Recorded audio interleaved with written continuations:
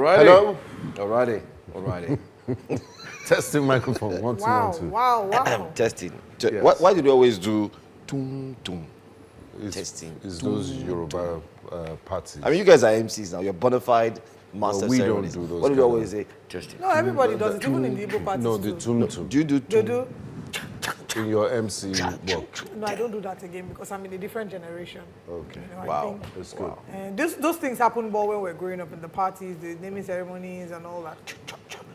Check. 1, 2, 1, 2. Wow. Testing the microphone. You were born to do this. Like, Said, check, 1, 2. And a normal thing.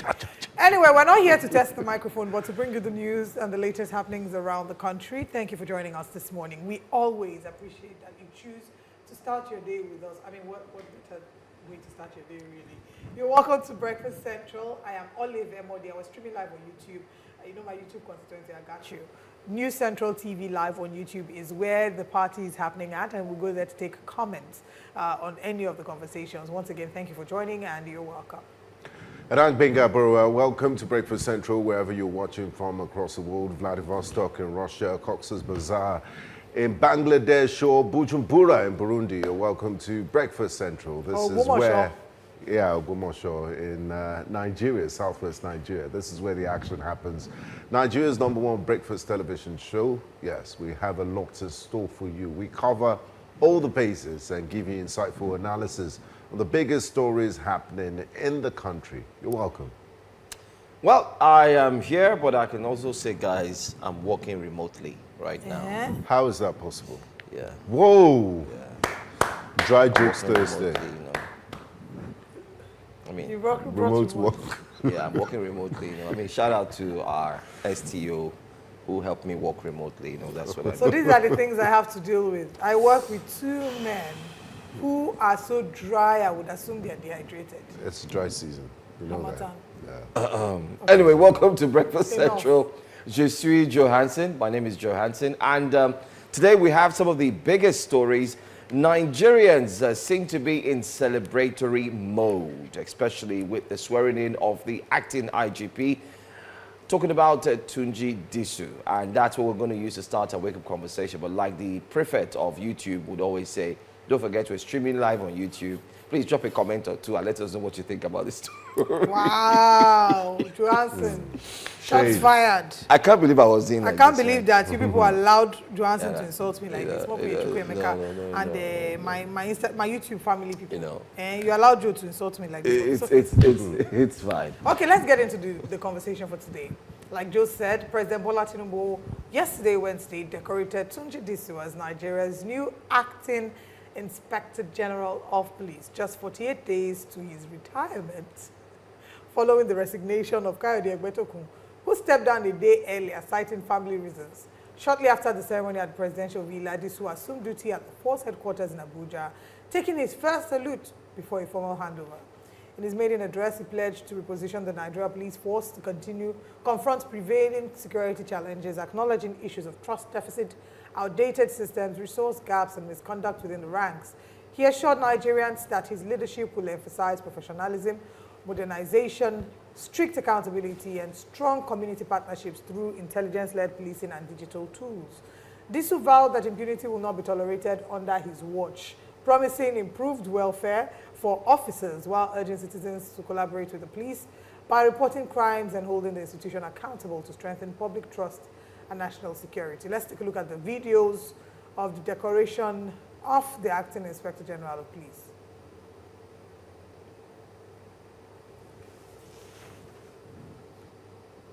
Our production team, do we have the videos of the decoration, please?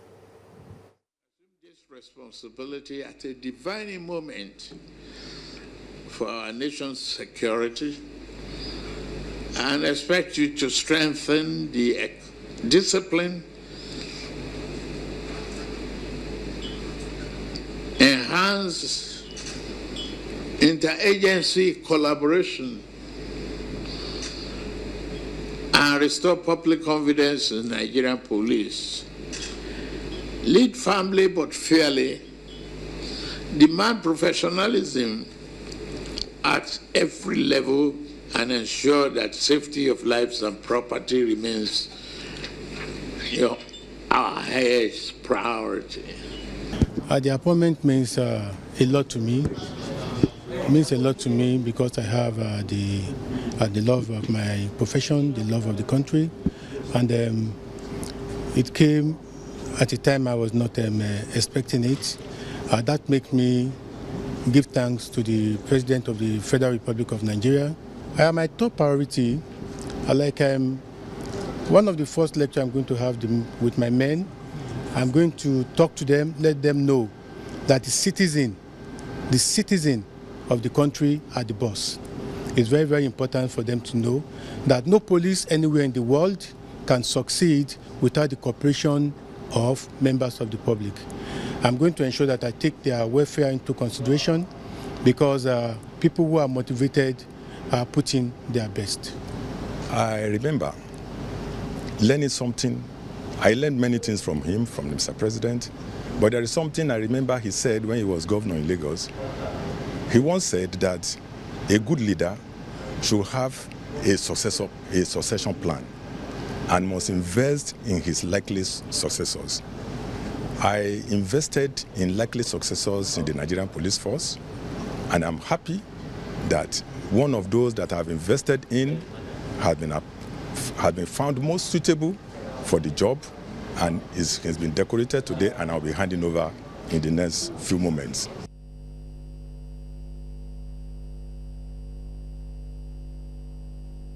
Congratulations, sir. Acting IG, sir. Congratulations. Thank you so much. Okay, let us know what this appointment means to you. The appointment means a lot to me. It means a lot to me because I have the love of my profession, the love of the country. All right. Okay. So congratulations yes. to Acting Inspector General of Police, Mr. Tunji Disu. The President has given him his marching order. And he also said, one of the first things he said is that the men and women of the Nigerian police force should know that the people, Nigerians, are their bosses. They are there to protect and serve Nigerians. He also said he's going to look into staff welfare. I mean, the welfare of the men and women of the Nigerian police force. The Nigerian police force are aware of the thing that you said. To start with, yes. It's one thing for him to say, conversation. but is the Nigerian police aware that they are working to serve the Nigerian people? Or do they think that they are superior? He will talk to them. He will issue signal, like Sowore said. These people should allow me rest. So this is, I believe, the decoration, the swearing-in ceremony of the Acting Inspector General of Police. But there's a key... That's the handover at the handover, headquarters, yes. The decoration took place earlier at the villa. Anyway, let's watch this. Let's see. Let's watch.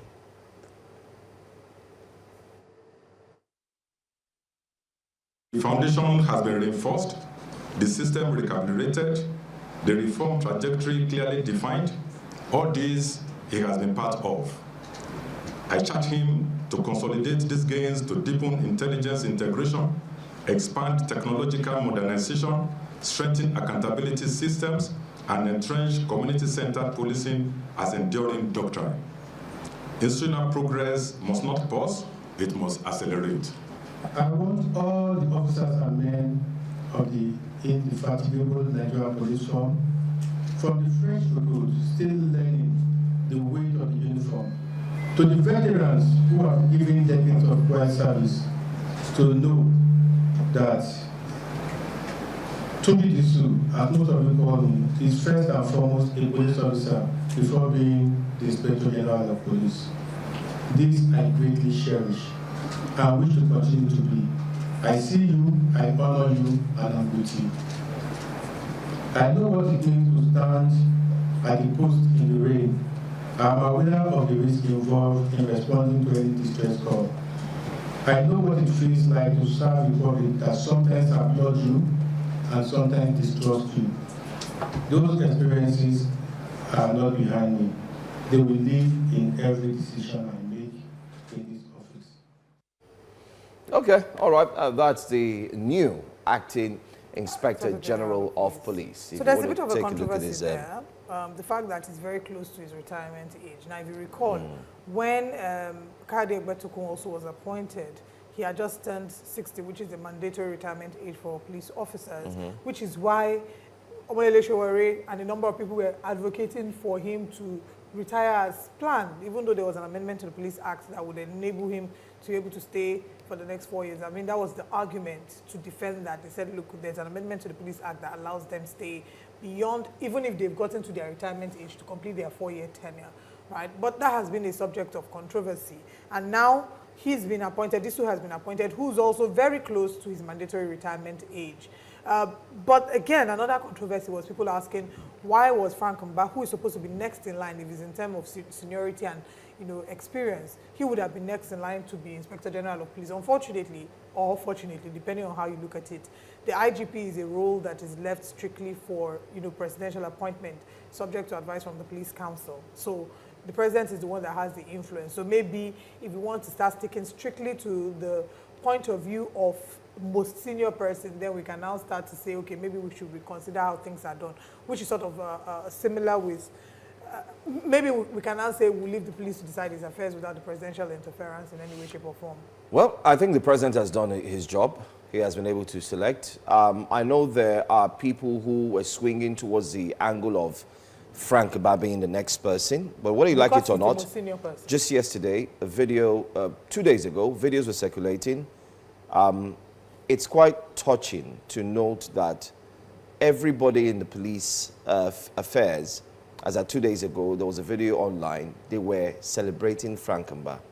They were clapping for him. He was all emotional. I wish we could get that video. Yeah, they sang for He's a Jolly Good Fellow. Yeah, they sang He's a Jolly Good Fellow, and he laughed.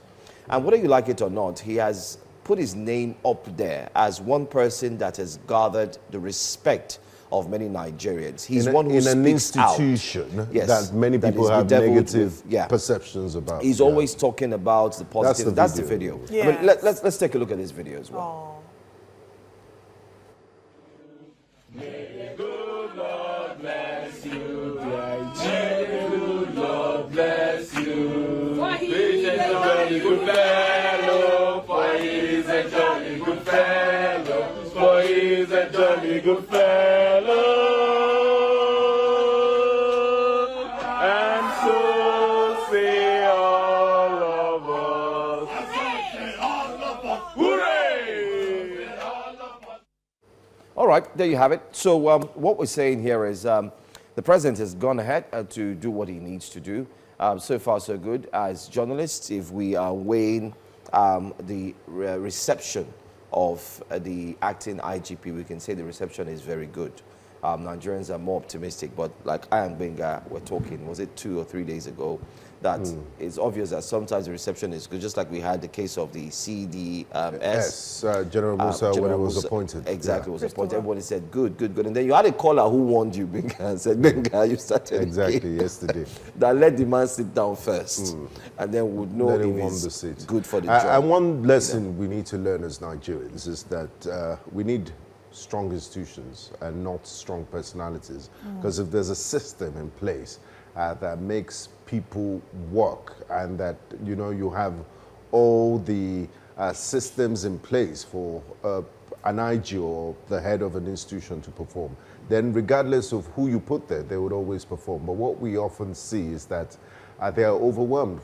I mean, there's only so much one person can do. They're overwhelmed by the system when they get there, regardless of what their qualifications are or what their intentions are, as we've seen in the case of CDS Musa. But that's a very complex one. I mean, you're dealing with terrorism.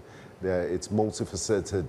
And, but I believe IG Disu can do a lot in terms of police welfare and just the mentality and, reorientation of the men and also women of the Nigerian police force and the general perception that Nigerians have of them. They're low-hanging fruits before we talk about dealing with crime and their statutory and constitutional responsibilities.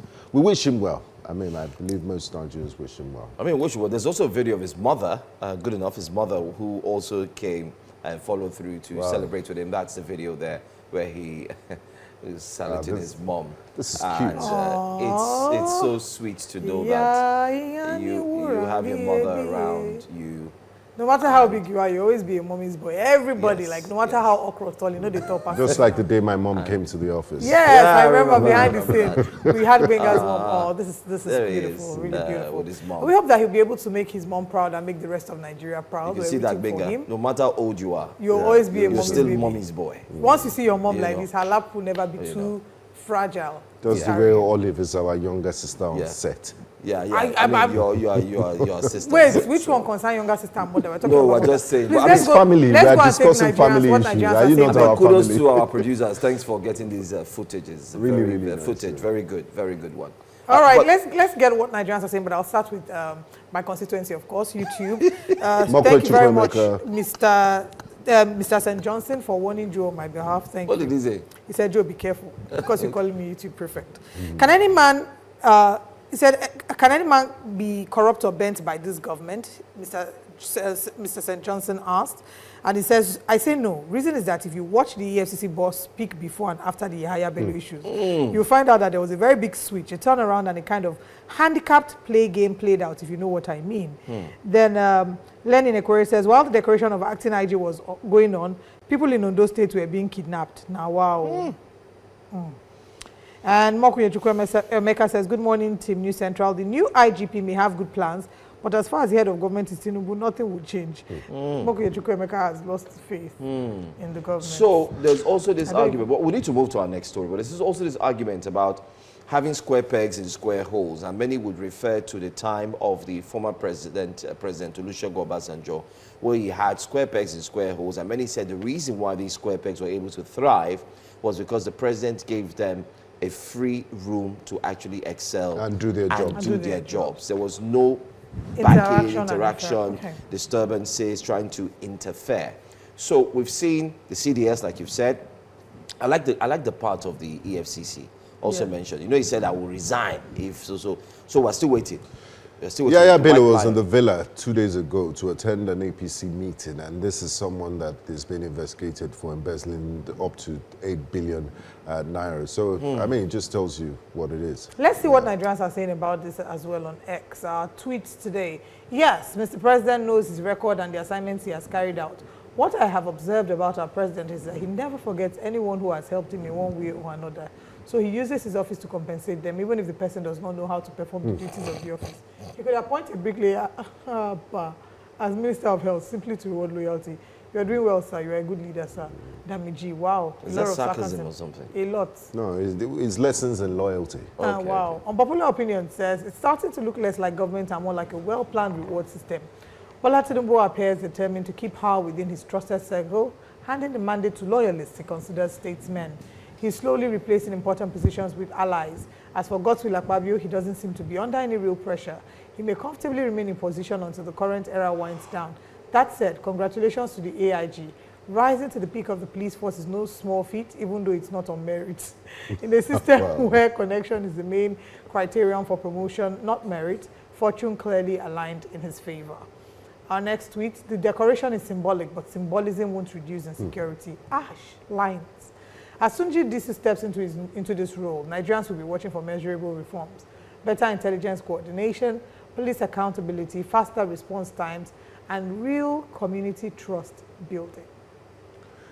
And the next tweet in the Lika says, the pressure is on for Tunji Disu right from the start. The pressure is on for Tunji Disu right from the start, yes. Withdrawing charges, reversing illegalities, and ending VIP protection, big moves. If he actually does this, it could change a lot about how things are run. Are we ready for that level of shake-up? She asks. And our final tweet, I believe, citizens are the boss. Nigeria will believe it when the roadblocks, bribes, and abuses stop. Exactly what I said.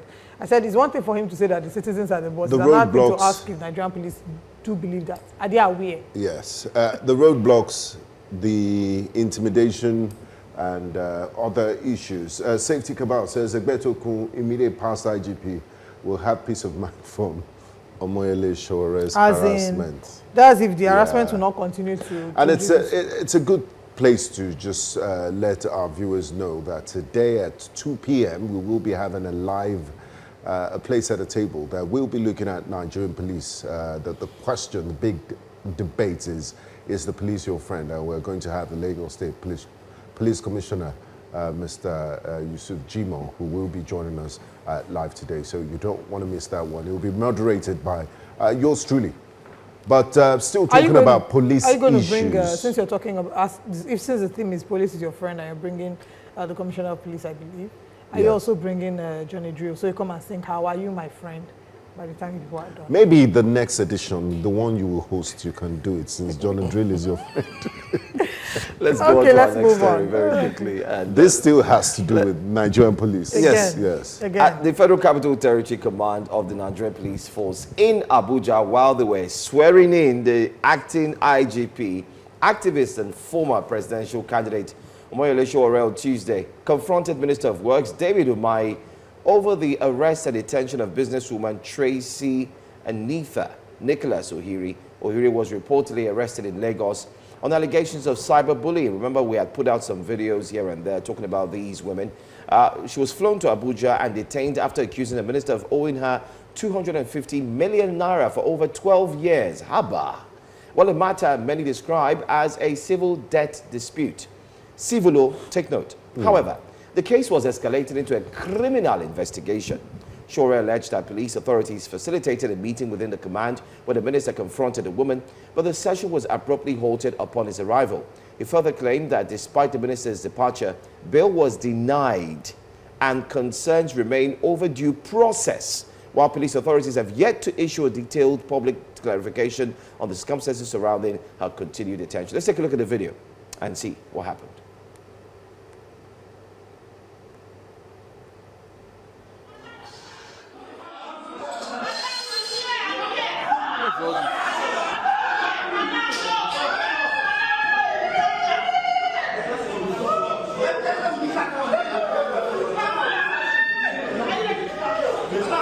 But Minister, this Sowore, you are not supposed to be using police to settle personal scores. You are not supposed to do that. I'm not talking to you, I'm talking to the Minister of the Federal Republic. You are not supposed to use police to settle personal scores.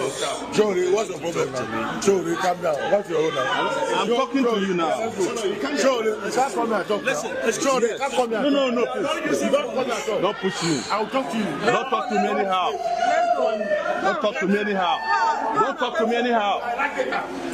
Don't talk to me anyhow.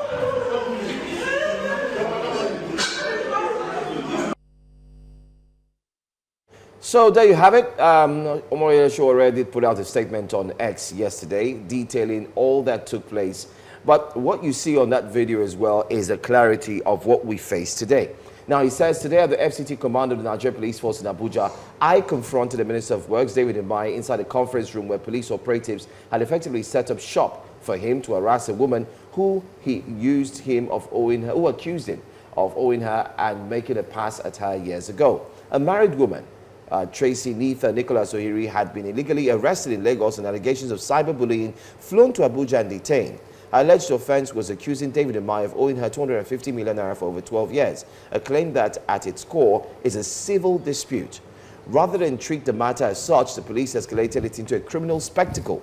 After unlawfully detaining her, the police facilitated a meeting in which Umahi was brought into the command to threaten, intimidate, and denigrate her inside a police facility until we arrived, and they immediately dismantled the interview, and Umahi left angry. After Umahi left, they reduced, or can't see that clearly, they actually refused, he wanted to say, to grant a bail or release her. Later learned Umahi promised that she's not seen anything on his way out of the FCT Police Command. And that's a detailed information from Omoyele Sowore. If Omoyele Sowore wasn't there, what would have happened could have been different. But let's look at this clearly, Benga, Olive. It is only in Nigeria, in short, Africa, that you cannot, seeing a minister is seen as, God. Who are you? Even God, it's easier to see God because I see him when I pray. In the UK, the Prime Minister, you could see the Prime Minister, you could see even the King. The King. You could see people who are in power, whom you put in power. All you do is put a written note together and then you get to see them. And then if we go by this story, and if it is true, then we have a problem, because David Umahi's spokesperson also put out a tweet as at yesterday. And We have his the tweet, media I believe. aide, yes, his Yeah. media aide put out a tweet. And he went on to explain why but the explanation, to be honest, did not hold. But let's actually read see it. the- But let's all read. Yeah, I believe that we have it here in the press statement. Dave Umahi's press statement says, viral video by Omoyele Sowore involving the Minister of Works at Police HQ today. The media office of the Honorable Minister of Works, Senator Engineer David Umahi, CON, has taken note of a video currently being circulated by Omoyele Sowore in which he attempts to publicly confront and provoke the minister over a matter already before the appropriate authorities. For clarity and public record, the allegations being referenced by Mr. Sowore were made by one Mrs. Tracy Ohiri and have been in the public space since last year. These claims bordering on alleged assault and unpaid campaign materials have been repeatedly published through social media videos and writings. It is important to state that her accounts have been inconsistent, contradictory, and lacking coherence, a fact that has been widely observed by members of the public who have followed the matter over time. Contrary to the misleading narrative being pushed by Sowore, the Honorable Minister did not deploy the police to settle any personal score. The Nigeria Police Force, acting within its constitutional mandate to maintain law and order and investigate complaints, acted on a petition submitted by the minister's lawyer, arrested her, and invited the Honorable Minister in line with standard procedure for statements. Mr. Showore's attempt to dramatize this lawful process by staging a public spectacle is a familiar pattern of performative activism aimed at gaining attention rather than seeking truth. The Honorable Minister, consistent with his character and respect for due process, declined to be drawn into theatrics and calmly disengaged. As it stands, the matter is under police investigation, where facts will determine the outcome. Activism in its true sense is not about indiscriminate attacks on public office holders or chasing relevance. It's about integrity, balance, and a genuine commitment to justice without prejudice or personal bias. The Honorable Minister of Works remains fully committed to transparency, respect to the rule of law, and the uninterrupted delivery of critical infrastructure for the benefit of Nigerians. He will continue to respect institutional processes and will not be distracted by calculated provocations. Signed, Francis Mwazi, FIPMD, Senior Special Assistant to the Honorable Minister of Works, Media. So basically, in essence, what he's saying there is that it's not the Honorable Minister that instigated this, English. that it was the lawyer of the Honorable Minister that made the complaint, and the police, following due process, invited the minister and invited the... He said they arrested how? He used the word arrested. Yes, so he says... So basically, so want to ask him. He said, and I'm going to quote it, he said, the Nigeria Police Force, acting within its constitutional mandate to maintain law and order and investigate complaints, acted on the petition submitted by the minister's lawyer, arrested her, and invited the Honorable Minister in line with standard procedure. So why should they arrest her? First of all, they arrested her. Then they transported her to Abuja. So is that typically the line? If I go now and complain and say Joe has been tarnishing my reputation, or Joe has been saying defamatory statements against me, which many would argue should be a civil matter, you know, or he said I'm owing him. It's a matter of, oh, do you have evidence? Invite this person to come and give a statement. You think it's a defamation matter, take them to court, you know. So is that there are police stations in all parts of the country. Why did he have to be in Abuja?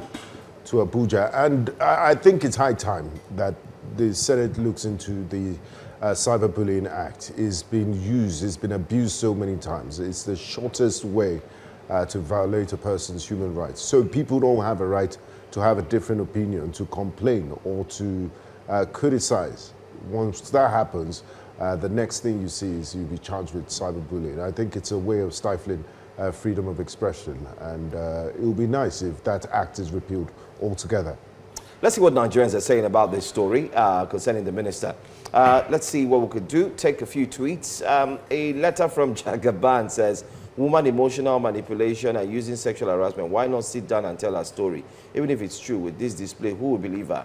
This is the opportunity to fast track her payment, but she's boggling. I mean, she's what I'm trying to see at that tweet. Let's see if we can get it back. She's boggling it by this display. Again, Sowore, that accompanied her. Sowore, a lawyer. Okay. Another person, Emmanuel Ogar, says, let's be honest, that amount is too small for the Honorable Minister to pay her because the money he steals a day in government is far more than amount, unless the lady is not. Emmanuel, I hope if they invite you, you'll be able to prove that the minister has stolen money in the police station. On a daily basis. On a daily basis. So, Emmanuel, get ready. Emmanuel Uoga Esquire. I mean, it seems you're a lawyer as well. So you pay for your charges. And yes. you're able to defend. Mani says, my use of police is wrong. 100% agree. But let's be honest. If this woman truly has ironclad proof of 250 million naira owed for campaign services, why no lawyer, no lawsuit filed in 12 years? Why wait for social media plus Sowore's intervention? Something no add up here. Something no add up. Well, that's what he says. Final tweet so we can quickly go to the top stories for today. So if Umahi has nothing to hide, why not go to court and sue the woman for false accusations? Exactly. A woman that poses no threat was detained simply for saying that you owe her. It's uncommon to accuse a minister of such offense, especially when they can easily dash out that amount to their side chick. I hope you can prove that he dashed it out to side chick. You know, but anyway, your comments are indeed not just rhetorical, but also funny at the same time. But that's all we'll take on Wake Up Conversations. Let's bring to you what our top stories are on a Thursday morning here on Breakfast Central. Our top stories this morning: President Tinubu congratulates FCT, Rivers and Kano State election winners, and we'll look at the APC, especially internally. We'll also look at political situation concerning the state police, how it affects Nigerians, and political thuggery, arrests and rule of law in politics. Another sweet conversation to look into. The DSS versus El-Rufai. This conversation is ongoing, and News Central has you covered with all the information. Plus the front pages of the newspapers. You can be part of it at 9 a.m. Stay with us. This is Breakfast Central. Who has congratulated the winners of the recently concluded elections in the Federal Capital Territory, as well as the states of Kano and Rivers. The president, in a statement issued through his special advisor on media and publicity, praised the Independent National Electoral Commission, INEC, security agencies and voters for what he described as peaceful, transparent and credible polls. President Tinubu commended both the victors and their opponents, urging them to put aside political differences and focus on governance, service delivery, and unity. He noted that democracy thrives when citizens' votes are respected and outcomes are accepted in good faith. While congratulating the newly elected officials, the president also reiterated his administration's commitment to strengthen Nigeria's electoral system, emphasizing that credible elections remain a cornerstone of national stability and progress. Now, joining us to discuss this is the former chairman of APC Cross River State, now chairman governing board, Robert Research Institute Benin, Alphonsus Eba Oga. Good morning and thank you very much for joining us. Good morning. Happy New Year to you. Good morning, Nigerians. My pleasure to be here. Happy Good morning. New Year to you And well. In our introduction, she forgot to add your the political moniker, evangelist. The political evangelist. I should have added yes. that. Thank you for reminding me. We got to add that. Let's talk about the elections. You know, there's been a congratulation of the winners of the elections. One of the most controversial ones of the three between FCT, Kano and Rivers was the elections in the FCT. But let's get your sense of the controversies that have been highlighted in the FCT elections. There were those who talked about mutilated results. You know, there were some concerns about how the election was carried out, especially because there was a curfew hours before, which has never happened with the FCT Council polls. So let's get your sense about the pushback from those who do not agree with the reactions of the election. First, let me use this opportunity to say that you have a tactical way of bringing me out since December. Today is my first public outing on television. Oh, thank you for But let me also start by congratulating Mr. President, who even though has congratulated all the critical players, I must congratulate him for providing a sound political environment that saw to a very free and fair election. I was here and I monitored everything here. That despite the few complaints that have been said, you will recall that INEC itself has come up to say that the record of 1,200 and something that was being stated was a typo error by one of the POs, and it's an isolated case. On the issue of the curfew before that day, yeah, a lot has been said about that, but this is not the first time a curfew will be placed. And Minister Wike is the chief security officer, so to say, of the FCT.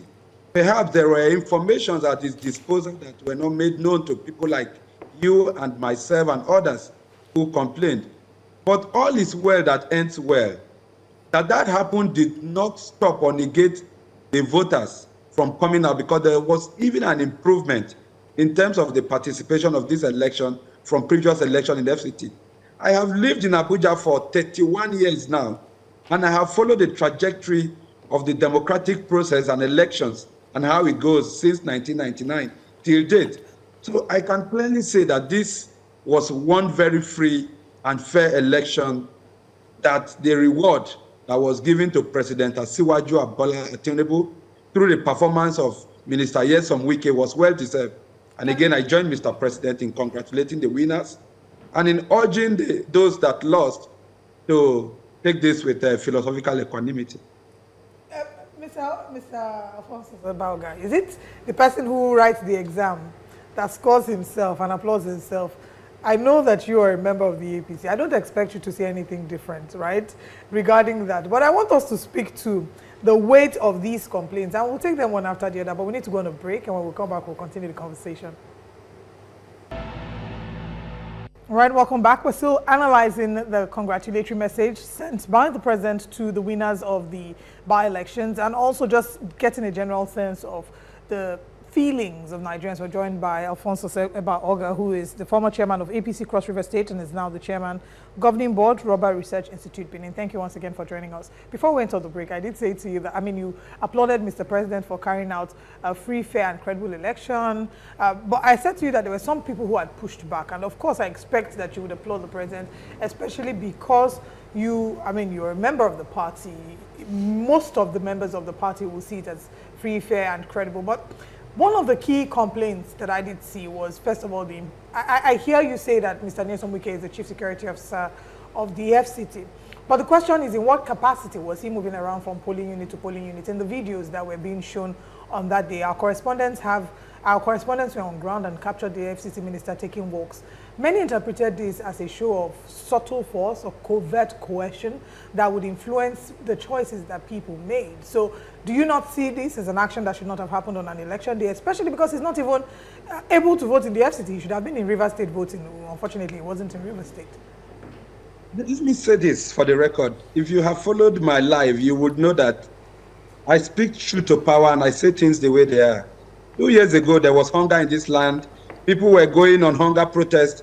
I wrote a personal letter to Mr. President to say, Mr. President, I am your faithful disciple. There was hunger in the land. People misinterpreted that to be an anti-party activities, but with the passage of time, today, everybody say, oh, you were courageous in saying that. So the truth is, I did not just make that statement because I'm an APC member. I gave you a background by saying that I have followed through and through in the electoral processes in Abuja. And this is one isolated one where we must commend the actions of the actors, from Mr. President through INEC, the security agencies, and my party, the leadership of my party, Professor Nentawe, well organized. In fact, shortly before then, we spoke, we chatted.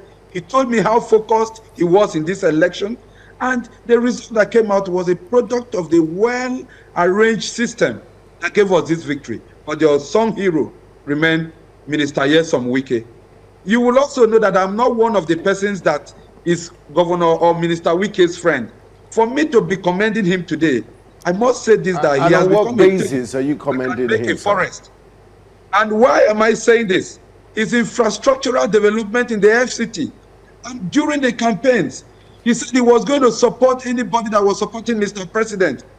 Even though not being a member of the APC, he came out openly to campaign for candidates of our party. And he could mention that this is what Mr. President has done. This is what the APC government I serve has done. It is only good for you to reward them. Cool. And we're swayed by that. So some of the factors that determine that. The party, also the leadership of the party, made a very good choice. The son of the soil. For instance, in Abuja Municipal Area Council, Christopher Mekilangu, he's a baggy son that is so loved, who has performed. He decided to give him a ticket when he crossed over. And so, everybody said, no, let us appreciate the APC. So it is good and it is right. It is just for people to complain if they have their own views. But the movement of Nyesom Wike from one polling unit to the other, I was told that he moved around just 3 polling units. You will also know that people can accredit to be observers on election day. He is not a voter in FCT. If he decides to an observer tag, to move around to say, let me observe what is happening, he was not going to influence anything by his nature. He was not going to do anything on election day. So people should not say an isolated visit about 3 polling units would have influenced any outcome. That election was won ahead of time because the party has performed, the president has performed, APC has become a household name, not in every house alone, but in every bed that exists in Nigeria today. You can see the number of persons that have been attracted to APC. And this is one thing we say. Let the work of Mr. President speak for us. We should not forget the former Minister of Sports and all the opposition elements. And it was in this station I told you that any coalition that cannot coagulate or agglutinate is turned to a political dysentery that requires to be cured to the administration of a drug called APC. Mr. Alphonsus, I mean, just to mention before my colleague asks you the question, that it's interesting that you say that you can be an election observer by going to 3 different polling units. This is somebody that everyone knows has been an overt supporter of the All Progressives Congress, has thrown his support behind President Bola Tinubu, not just in actions, but even in words. So you see him going around to 3 polling units, and you tag this as, you know, he can just be a mere election observer. That, I'm not sure I quite understand that. We don't agree with that. Let's just quickly state here that, I mean, we know our jobs and we know the work. We know everybody has their own title. I mean, you are sitting there as a representative of the APC and as a commissioner. You cannot add a feather as an anchor, a presenter to your wing, because obviously we would say you are not. So I think we just need to clarify so that we do not carefully or carelessly, I beg your pardon to use that word, mislead Nigerians. What was done should never be done, and we should not condone such, because we're building a future of democracy that I'm sure in your time when you are done with politics, you would start regretting why the next generation will do even more, worse, because of the foundation we've set. So if you don't mind, let's call a spade a spade. The minister was not supposed to go around to the polling units. It is not allowed. Maybe you did not hear me well. Go ahead, sir. I told you that the practice over time has been that you can choose to accredit yourself as an observer, not minding which political party or candidate you support. So was Wike an accredited observer? If you are allowed to wear that observer toga, you can visit. It's done everywhere in every election. Most of the people you see are not just civil society people doing observers' work. I have been in the opposition party before. I was in PDP. I am in APC today.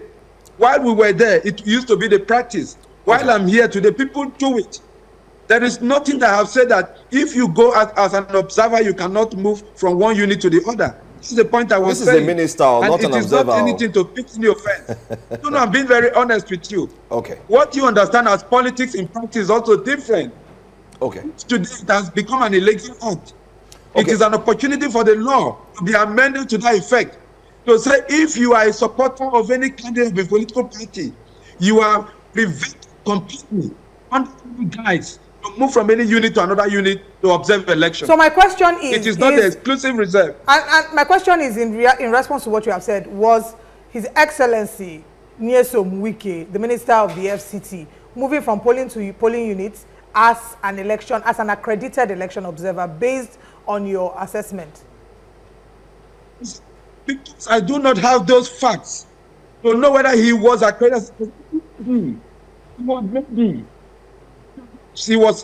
accredited himself as an observer, and I do not have those facts. If it is the reason for why he was living there, there is nothing good about it. This is what I made out of this. Well, now, Mr. Eba, many civil society organizations and Nigerians have observed the shrinking democratic space in Nigeria, where we've seen the widespread defection to the ruling All Progressive Congress. And also, the APC seems to be intolerant of opposition parties meeting and going about their duties. We've seen disruptions of party meetings in Lagos, in Benin, in Kaduna, and also Kano, and they say these are very ominous signs of what is to come in 2027. What would you say to this? If that allegation is true, I totally condemn it as anti-democratic, because the right of peaceful assembly is constitutionally guaranteed. And there should be no reason why the ruling party should disrupt any such gathering. But we are in a country where allegations are made sometimes very, very unfounded. And I want to take one isolated case. I observed when the former National Assembly member, Victor Wike, mentioned how he was being disallowed from attending the ADC meeting at His Excellency John Odige Oyegun's premises. And the outcome of aftermath of that happened, whether a reaction from aggrieved members of the same party was now misinterpreted to mean that it was championed by the APC. Some of these allegations, I call on security agencies to please investigate.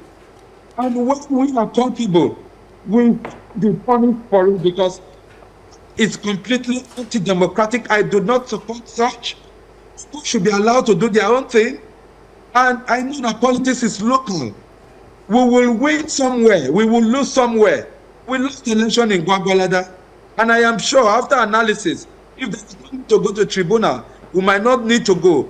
Our people should not become so desperate to give us any wrong appellation that we are intolerant to opposition gathering. This is my advice to any member of the APC that is reported to be indulged in that, with no matter how highly placed and from wherever angle. We don't do that in Cross River State. During my time, I give room for every kind of meetings. I relate across party lines. And that is why we call the principle of evangelism to even do much to win souls from the opposition to our party. So you can walk to the premises of the opposition, greet them, eat with them, drink with them, and they will see that level of conviviality. You might be attracted by what you stand for. So we will share the same template to areas where that is not being practiced. But I condemn that if at all it is true. Okay, let's also look at the impact that this has led to. But maybe to go back to statements that are being made, especially most of these statements have been traced to be made by APC members. I'll take one of them. The FCT minister openly said that anyone who is not voting or who is not supporting the APC definitely will not get his support. There's a video also in circulation, which I believe you've seen, where he said that everybody should just vote and leave the rest to him. Then we have issues of people making strong statements against non-APC members. I mean, what's your take on this, where people have made very strong statements that ordinarily should be able to put them in the eyes of the EFCC or the DSS, but maybe because they are members of the APC, there wouldn't be any form of having them invited for questioning? Yes, let me say this. My experience over time in politics is there are some banters, there are some jibes that we throw during campaigns. And I want to suggest, I want to believe that the statements, because I did not also listen to that, to give any credence to. But you are a journalist, so you are more informed in getting all the news. And if there is any such thing, if you don't support APC, you will not get my support. It's a diplomatic persuasion that comes with some little banter and jibes. I do not think that that is incriminating. I do not think that that has any consequence. God can leave the rest to me. It has always been the issue that, just go and vote. If we vote the outcome of this election, they will take it away from us. And then the 001 of FCT, he said, just go and do your own. Your own is just vote. I used to say it and still chairman. And I would tell people, I say, please just go your own, go and vote. Leave the rest to us. We will help you protect this vote.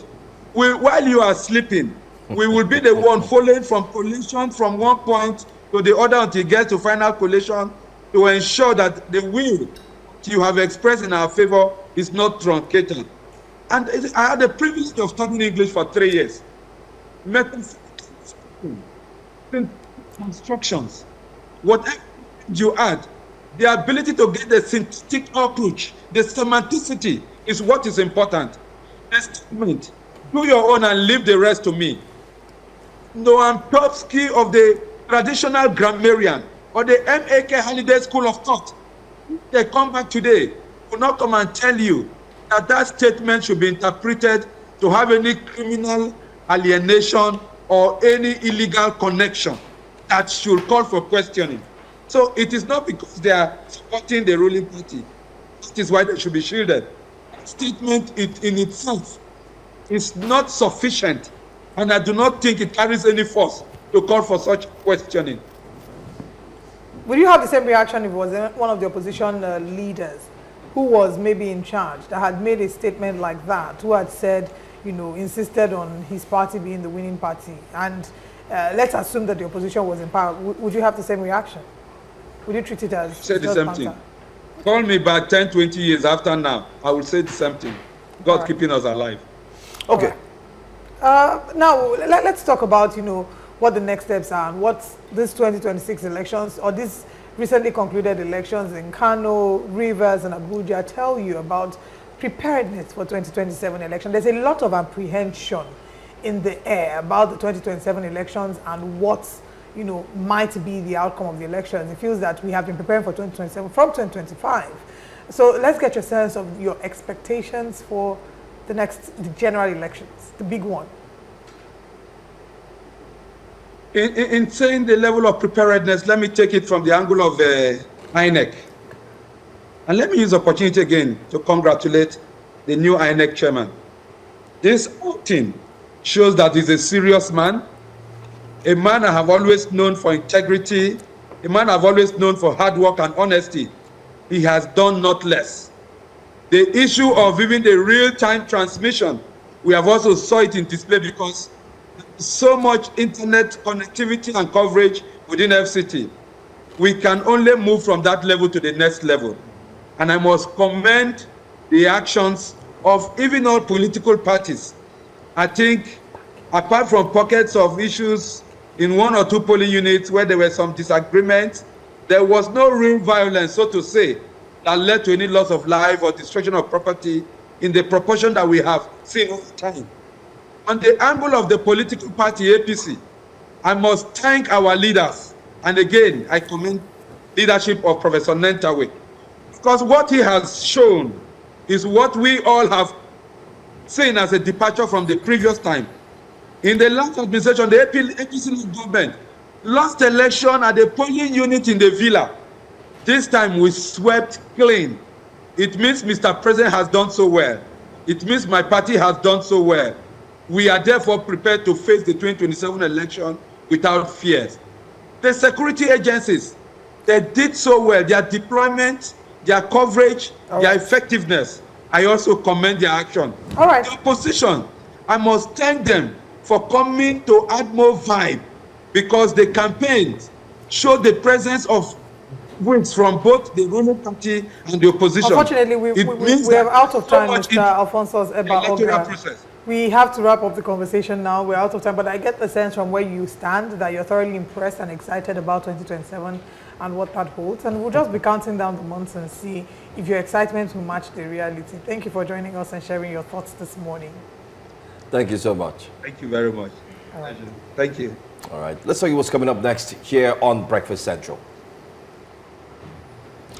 Coming up next on Breakfast Central, we'll take a look at President Bola Tinubu as he urges lawmakers to amend constitution on state police. Take a look at that. Political thuggery. Lawyer threatens to sue FCT Minister Wike over alleged contempt of court as well. We'll take a look at that story too. And we have our guest on standby. Stay with us. The Edo State Police Command has begun investigation into an attack on chieftains of the African Democratic Congress, ADC, during an event in Benin City on Tuesday. Peter Obi and leaders of the African Democratic Congress were attacked in Edo State. National Coordinator of the Obedient Movement, Yunus Atanko, said Obi and the ADC chieftains were attacked at the residence of John Odige Oyego, the former Edo State governor. The statement noted that plastic chairs and canopies arranged outside the secretariat for the event were vandalized. Now, this is not an isolated incident, as the ADC offices have been attacked in Lagos, Kaduna, and now Benin, which follows a disturbing pattern of violence against opposition parties across the country. At the heart of today's conversation is the growing use of thuggery in Nigerian politics. What does this mean for Nigeria's democracy, and how do we safeguard the rule of law? Joining us for this discussion is publisher and member of the African Democratic Congress, ADC, Chief Dele Momodu. Thank you very much for joining us. Morning, and thank you for inviting me. Chief Momodu, let's begin with the most recent conversation we had about the FCT by-elections. And many Nigerians are asking if INEC redeemed itself after the controversies of 2023, or did it further erode public trust? We just finished a conversation with Mr. Alphonsus Egaoba, who thinks INEC did phenomenally well, and he applauded President Bola Tinubu for doing a great job, regardless of some of the controversies surrounding the elections. But let's get your thoughts. Are you impressed with the outcome of the by-elections? Not at all. You see, Nigeria is a country where today people just praise government anyhow for whatever reasons. So, of course, I'm a member of opposition. My duty is not to praise an election that was shambolic. I mean, an election in which an interested party, an interested minister was allowed to go from polling unit to polling unit, saying he's monitoring someone that you know is so tempestuous and is extremely interested in the election. He was being allowed to roam about. So they should have allowed members of other parties also to roam about. Maybe they will allow our national chairman, a retired army general, to go from polling unit to polling unit to say he wants to be sure that election is free and fair. I mean, I don't know. I've almost virtually given up on our country. People justify anything. Anything you say, oh yeah, what do you expect? He's a member of ADC. Look, that election was extremely bad. Even look at how many people came out to vote. Unilaterally, suddenly, you know, a minister says, so the president instructed him to shut down Abuja, to declare a curfew. That's not an election. So are you going to declare curfew when you have national election nationwide, so nobody will go out again because they want to vote? People vote all over the world freely. They go about their businesses. I witnessed an election in Ghana in 2024. Nobody was stopped. You go and vote, and if you decide you want to monitor your vote, you stay there. Nobody will harass you. They'll just tell you keep some distance so you can see what we are doing. Nigeria is going backwards under APC. It's a shame. APC needs to be ashamed of itself that we cannot conduct an election in one city in Abuja peacefully. People cannot come out to go to wherever they registered. Some people got there, they could not find their names. I mean, and you tell me, oh, it was a fantastic election. We shouldn't do this for our country. It seems we hate our country so much that we just talk nonsense these days. And we are people who claim to have fought for this democracy. So what are we talking about? That the Abuja election, how many people came out to vote in Abuja? And then you allow a minister who had boasted that he would deliver the NCT to APC. He will deliver. This is a member of a different party, PDP, or so he claims. There is nothing wrong if a minister is from a different party and is facing the job they gave him. But when a minister comes out to now face a job for which he was not engaged, then that is very dangerous for our democracy. Now we have reduced some governors, some ministers to people who will now undertake, the task of bullying people so that they will not lose the election. It's unfortunate. Very unfortunate, and that's what so many people in civil society and opposition and also ordinary Nigerians are saying about the conduct of the FCT minister. But in Mr. President's statement that was released yesterday with regards to the FCT elections and the by-elections in different parts of the country, Mr. President did have positive things to say about the FCT minister, which makes you question his credentials as a Democrat. They're saying that, I mean, some people have used this argument. Our last guest said the FCT minister is like the chief security officer of the FCT, so it has the right, sort of, to move around and observe. And we push back saying, look, this is a very interested party in the elections.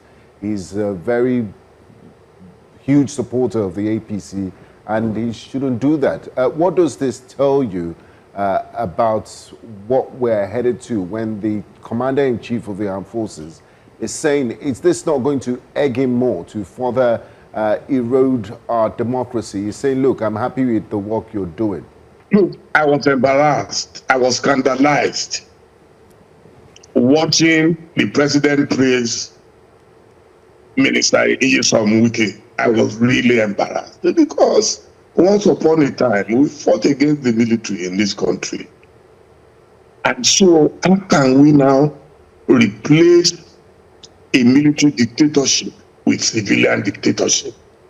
It's absolutely absurd. And I don't know, maybe Mr. President feels that Wike alone can deliver the entire nation to him next year. So that's why he cannot correct him when it is going gaga. Because the man has gone gaga. Wike has enough links within the security agencies for them to brief him. And that if there is any riot or crisis anywhere, then they can inform him, then he can take appropriate action. But not when he goes like that, which is usual swagger and bullying people virtually. You know, you can intimidate people without even saying a word. That's what he did. Everybody in Nigeria today, including governors, watch Wike with trepidation. Everybody is scared of Wike. Wike in Abuja is virtually the de facto vice president. The vice president cannot do what Wike is doing in Abuja. And Tinubu is watching. Why? Because he needs Wike next year for his own election. So you unleash him on the nation. But I know that whenever this would end, as it would surely end one day, the president will look back and he will regret what he has done to our democracy. Because this is not what we promised Nigerians when we were fighting the military. That's why it's unfortunate. I mean, how do you do an election in a small city? Abuja is not even a state. It's not a big place where you will say, oh, there'll be crisis. And that's where you have the headquarters of all the security agencies in the country. So if they are not able to manage an election in small Abuja with all the security agencies domiciled there, so how are you now going to monitor elections nationwide? My prediction is that APC knows that the numbers are not adding up. They know they cannot win election in a free and fair contest. So they now need to upgrade thuggery to the level of the highest officers of the land, which is unfortunate because if governors are threatening, governors are saying, if you are not in APC, we cannot give you jobs. Once you occupy a position of a state, you are for everybody. You are no longer partisan. You are no longer expected to be partisan. But unfortunately, we see a minister who is being paid by the federal government, who is given unlimited, unrestricted access to the wealth of the nation, and yet is so partisan that he believes that some Nigerians don't deserve to breathe or to exist because you are an agent of President Tinubu. We will see how it will end one day. Okay. Later on, we will be joined by someone who was monitoring the elections, especially from the Collation Center. I will try as much as possible to get her views concerning the election, but we would like to leave the elections now and move to other very pressing issues. We've seen members of the ADC arrested. Former governor of Kaduna State, former Attorney General of the Federation. We've seen a lot of conversations around, especially the recent issue that took place in Benin, Edo State. And not quite long, a worrisome tweet was put out. I hope I can get my producers to put that on the screen. Following the attack of a bona fide member of the ADC. Engineer Tom Steve went on to say, we warned Obi against his entrance into Edo State, but he mistook our resolve to his obedience. Online noise. Thank his stars he survived this one. I learned he's going to my river state. No wahala. Now my men go handle that one, and then them know they miss target. Speak no peace to a, he calls him a bastard, and wish him no long life, for he's destined to die one. Further search goes on to say that this engineer Tom Steve is actually a frequent user on X as well. I mean, with such statements being made carelessly and openly in the public, do you think that we truly have a democracy, one? And secondly, open threats, we've seen them being made by those at the top.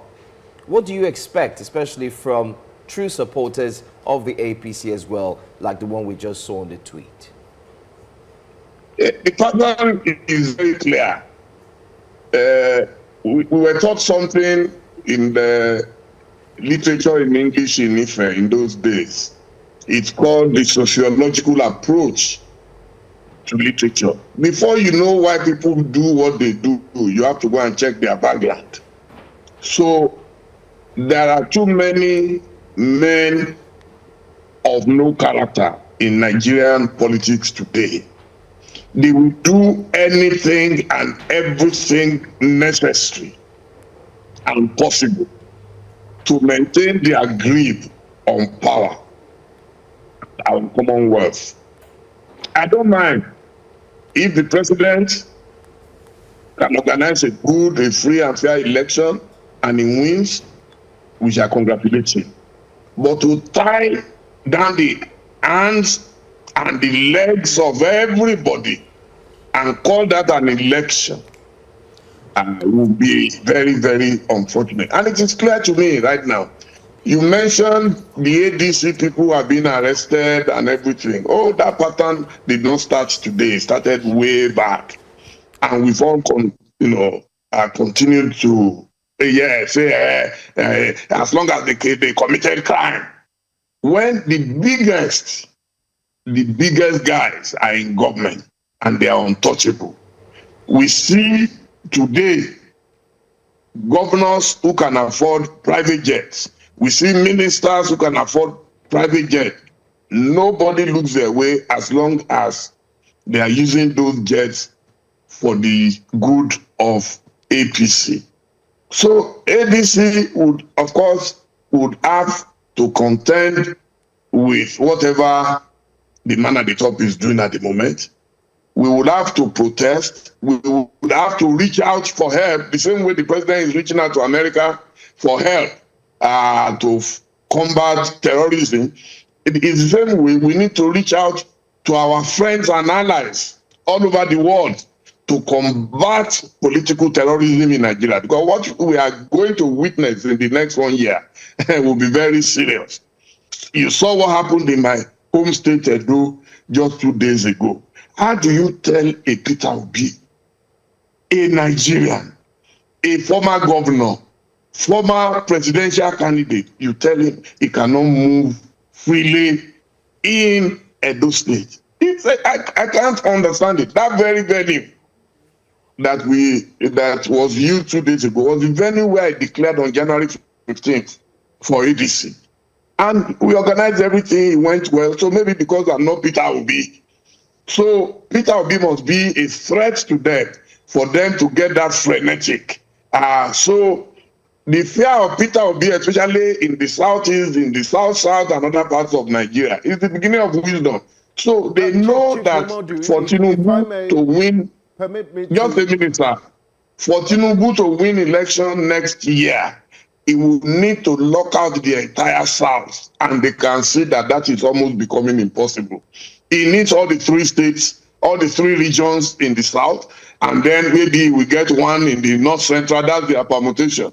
So they have to do everything to repress and suppress the Southeast, the South, and the Southwest.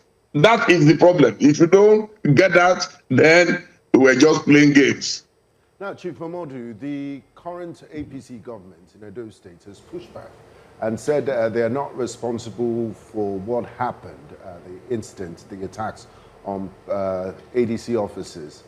They said that it was an internal ADC crisis and that it's a dispute, internal dispute within your party. How would you respond? But before you respond to that, I actually want us to quote the governor's response, right? And why this is important again is because there have been online speculations linking the government and blaming the government. And in case you're wondering why they're blaming the government, we'll share with you in a video the statement of the governor while, some weeks back, as well as much later share the video of the attack. But let's take a look at the video of the governor so that we can see the connection as to why people are bringing this up. I am sending a direct message to him. There is a new sheriff in town.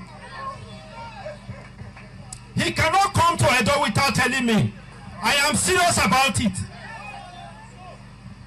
He came the other day and donated 15 million.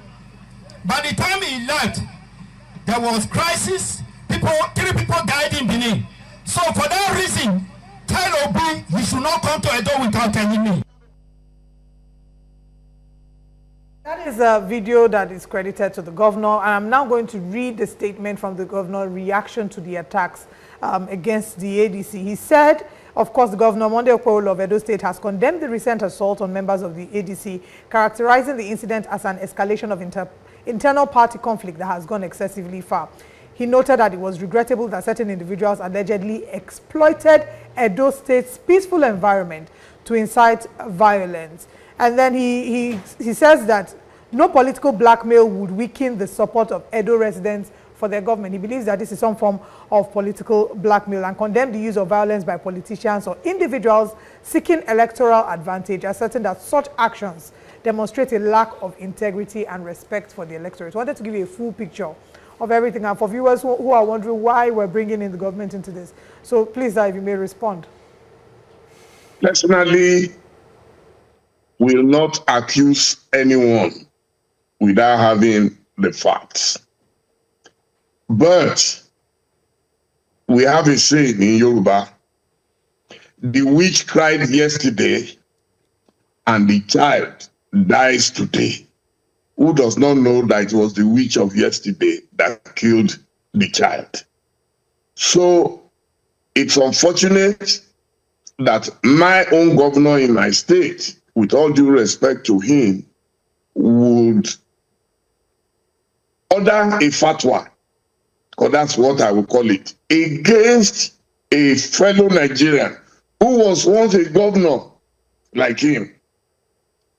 Peter Obi, from all indication, will never invest in thuggery.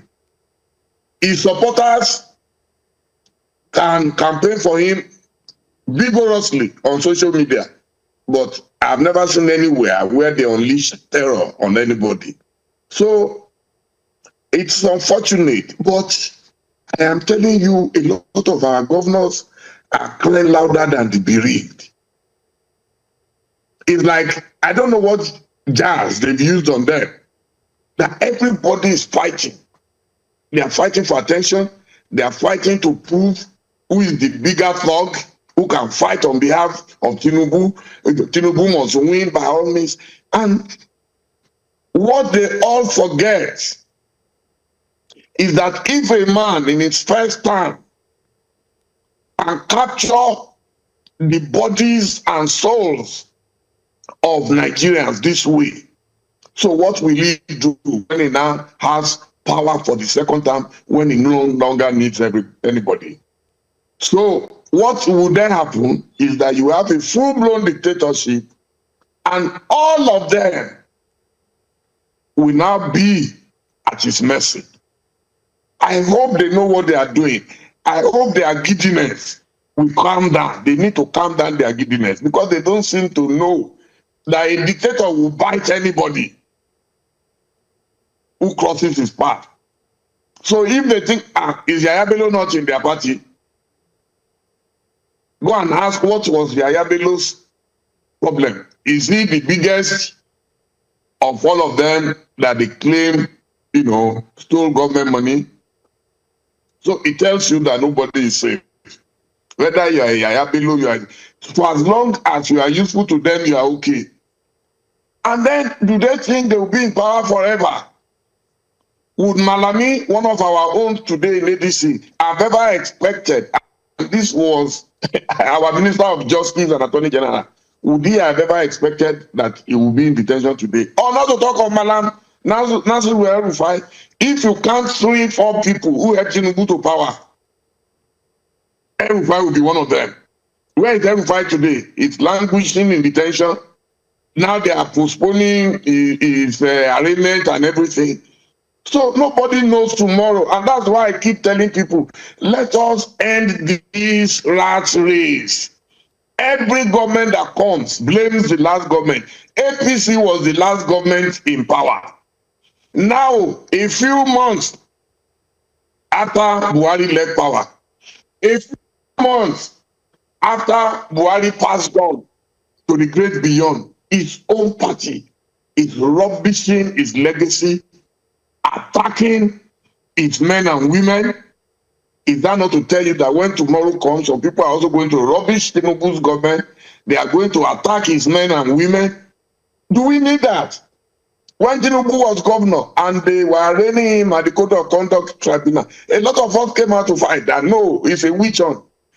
It was not to defend him that whether what he did was right or wrong. No, it's to say don't pick on people only when they are in opposition.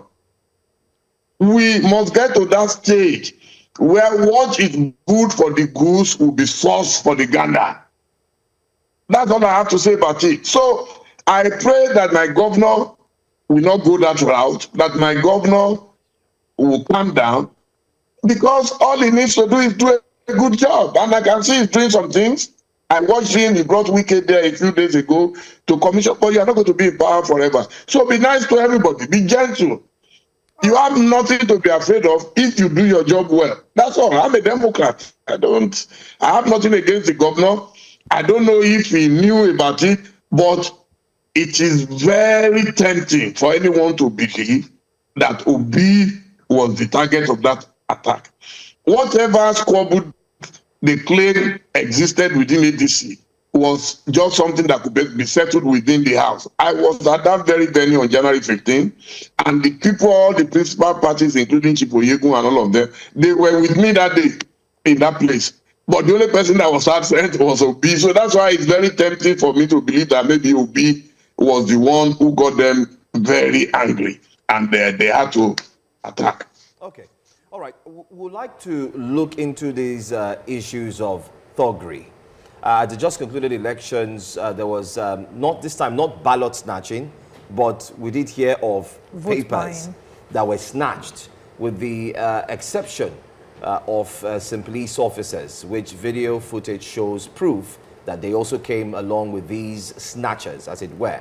I would also like to get your take on the newly appointed acting IGP. But please do hold on as we'll go for a quick break. When we come back, Breakfast Central continues shortly. Thanks for staying with us here on Breakfast Central. We're looking at the issues bedeviling Nigeria's politics, as it were.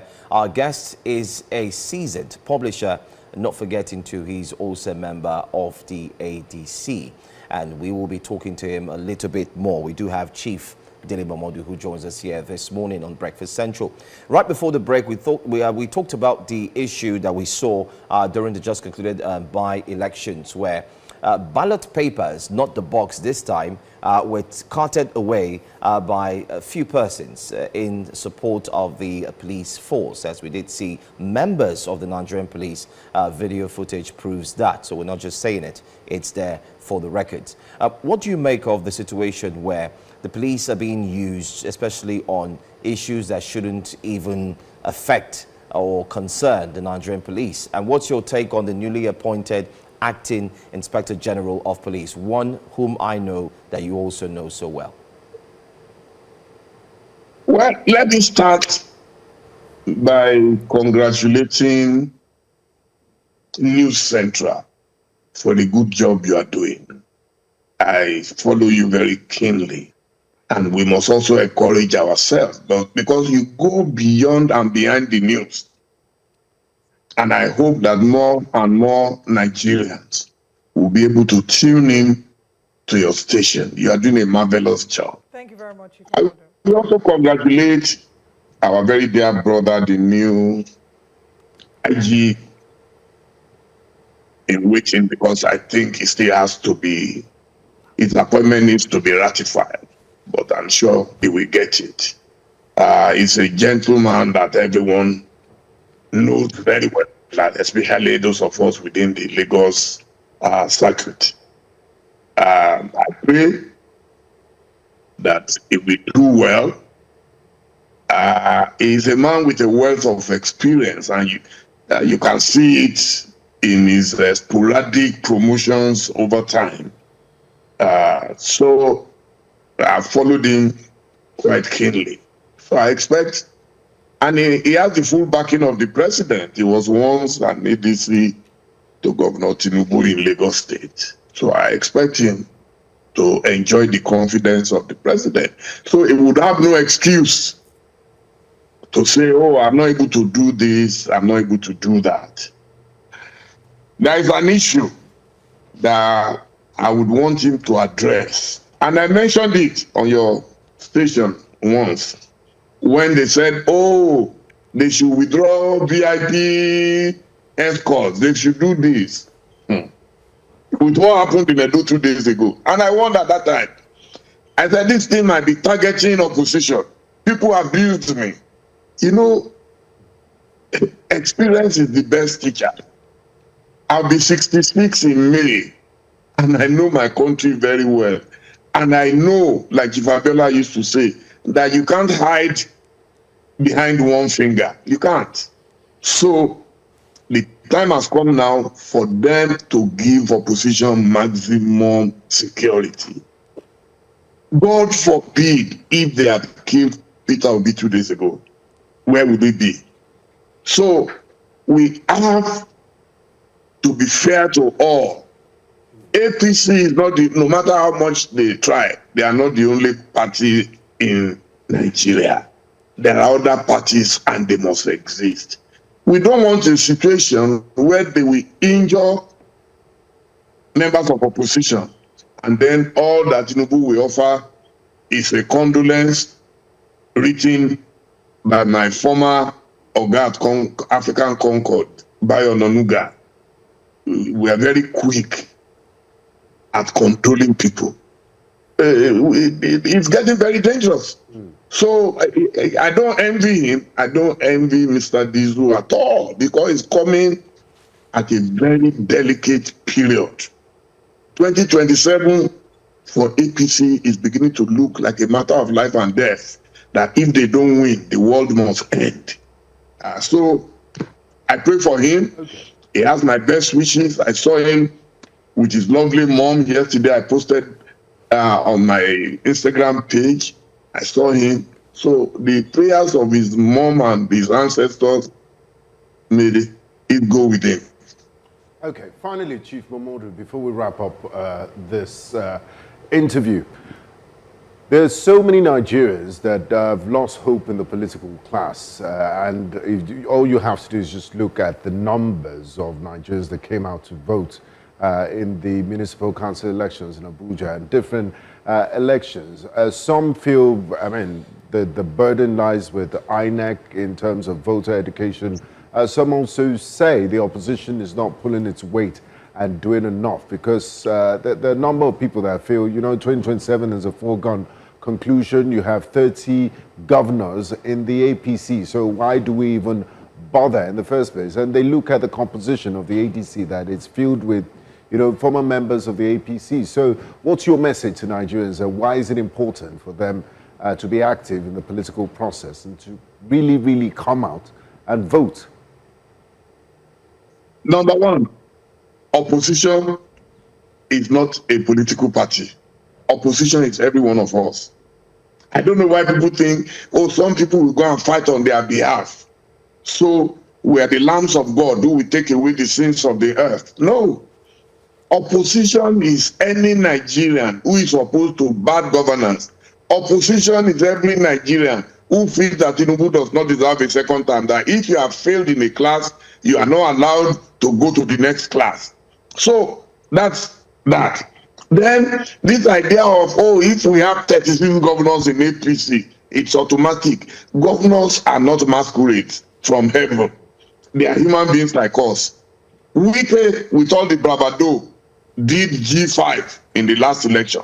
5 governors, they were together. 3 of them, Enugu, Benue, Abia State, contested as incumbent governors just for senatorial seats. They all lost.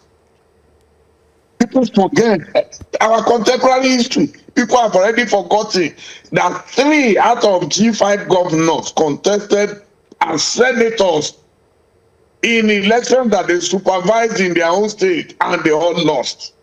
So what are we talking about? Forget about it. When tomorrow comes, unless they use their thuggery, unless they use maximum force on Nigerians, there is no way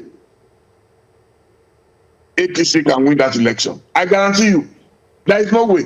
Because elections, I watched a program today where a man was giving us all the statistics. In Nigeria, number 1 is ethnicity. Number 1 consideration is ethnicity. Number 2 is religion. Of course, number 3, President Tinubu has that in abundance. That's money. But if Nigerians are determined, they will put shame to all that money. I'm saying they've already started campaigning. They've engaged some guys, city boys, city this, city that. They're already campaigning. I'm not even sure if INEC has declared the electoral process open. But we're dealing with reckless and people that nobody can control.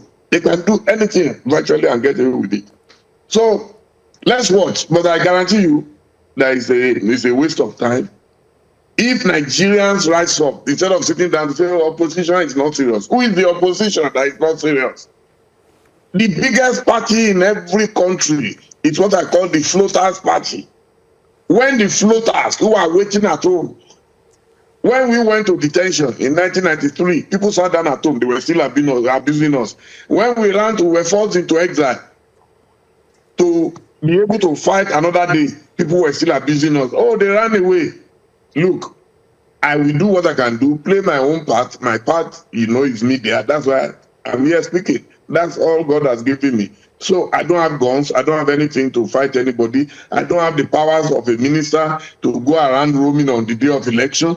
So let people stop blaming opposition for everything. We are all in opposition. Anybody who is a sufferer is an opposition. Anybody who doesn't want APC is an opposition. So please play your own part and stop waiting for ADC or Labour or NLDP or anybody, because heaven helps those who help themselves. Thank you so much. Well, Chief Mamodu, thank you very much for this very insightful conversation we've had with you this morning, and always answering when we call. We look forward to speaking with you again. Thank you, Chief.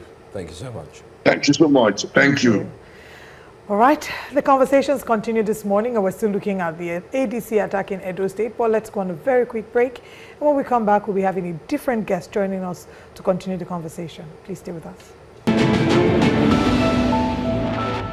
As the attack on the African Democratic Congress in Edo State on Tuesday remains at the center of our conversation, it's worth noting that the governor of Edo State, Monday Okpebholo, has blamed the incident on elements within the ADC itself.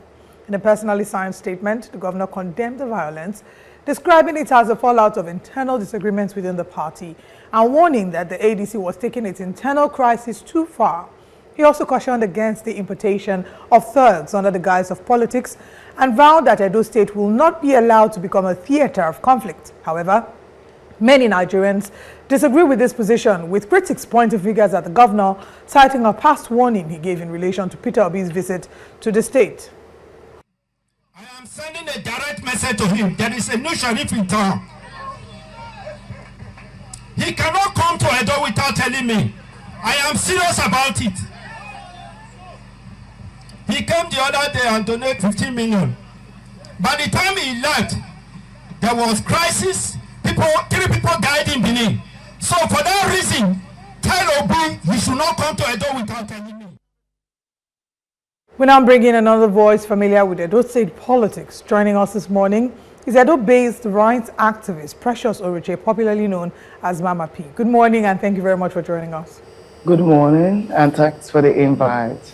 All right, it's your state, unfortunately, that we're seeing these things happening. You've advocated against poor governance in the past and you continue to do so, not just at the national level, at the state level, but also at the national level. But looking at the attacks against the ADC, we did play the video of the warning that the governor had given to Peter Obi many months back, and many are drawing a connection to that. But the government has said that they have no hand in this and that there's an internal crisis within the ADC. What do you make of the governor's statement? Good morning, everybody. I say it without fear that the government lied. The governor is lying. I mean, the governor of Edo State, Monde Ukpebolo, is lying. And we are no fools. You know, even the viewers watching, the citizens of the state, we all know what happened that day at Governor Oyegun's house. What happened at the ADC Secretariat.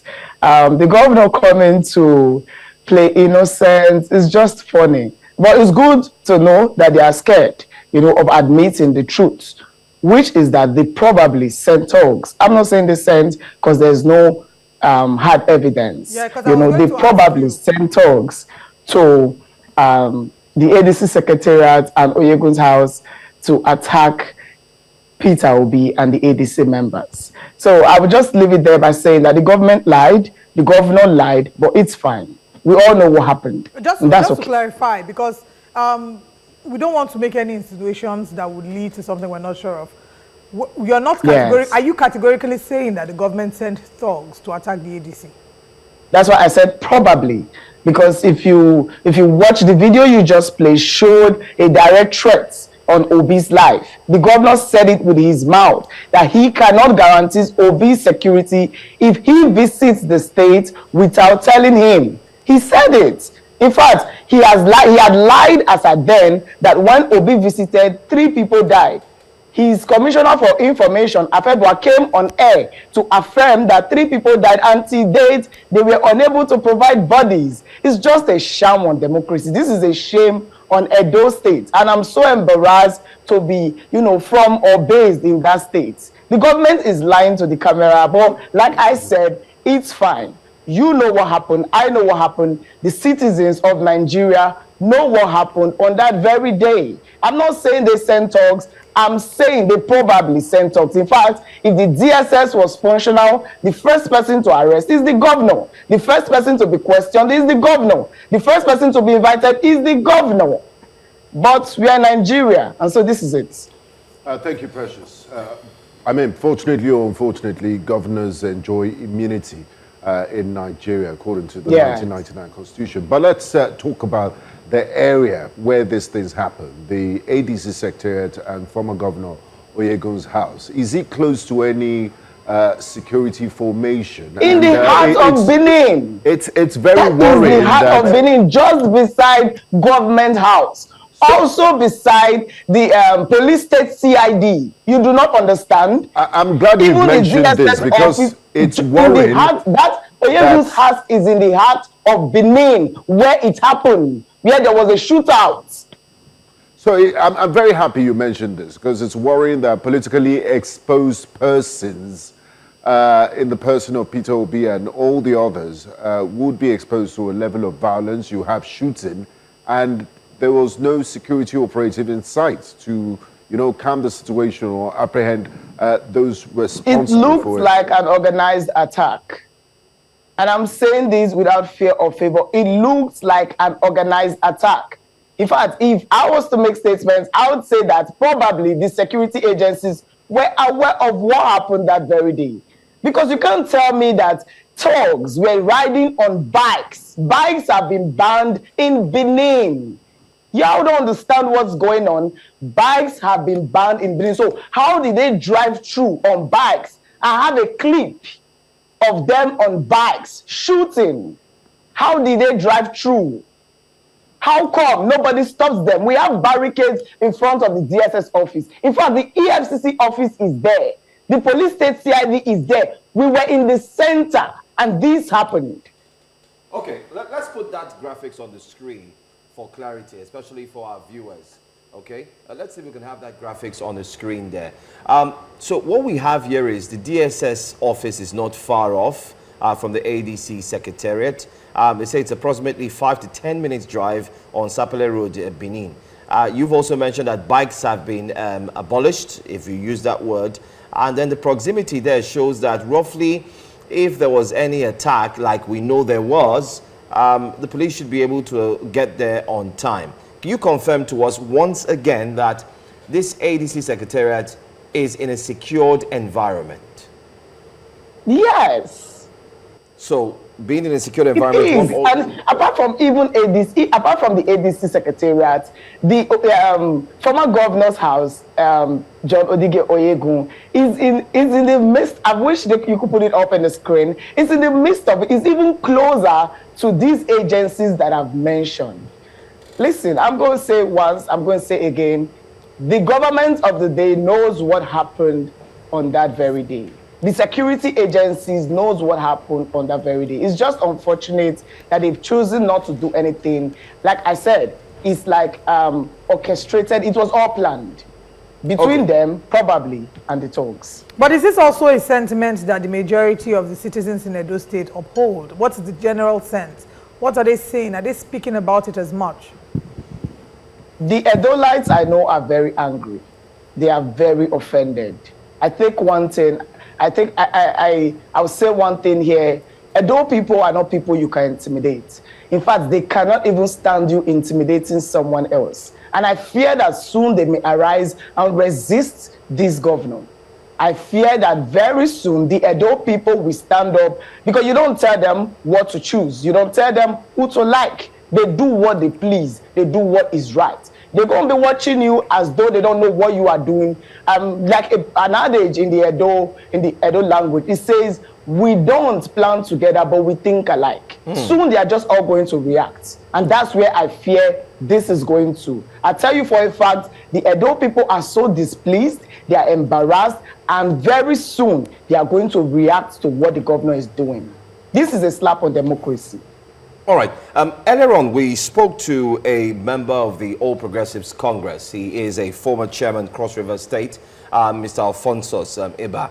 And he talked very clearly on why the FCT minister had to visit the polls. I am aware that you were fully active.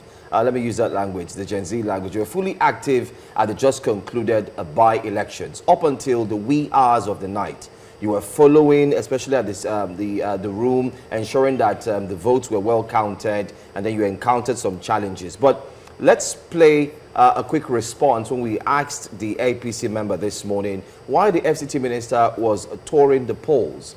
And we'll come back to ask you what you actually saw, especially at the just concluded by-elections, and your scorecard. Well, while we try to get that video ready, let me just first of all ask you what your take is, your scorecard, especially on the just concluded by-elections. The elections that happened in Abuja, I was there. The APC rigged the election.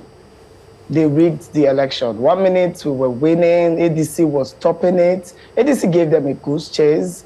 The next minute, we slept and woke up, and just like 2023 elections, they had won.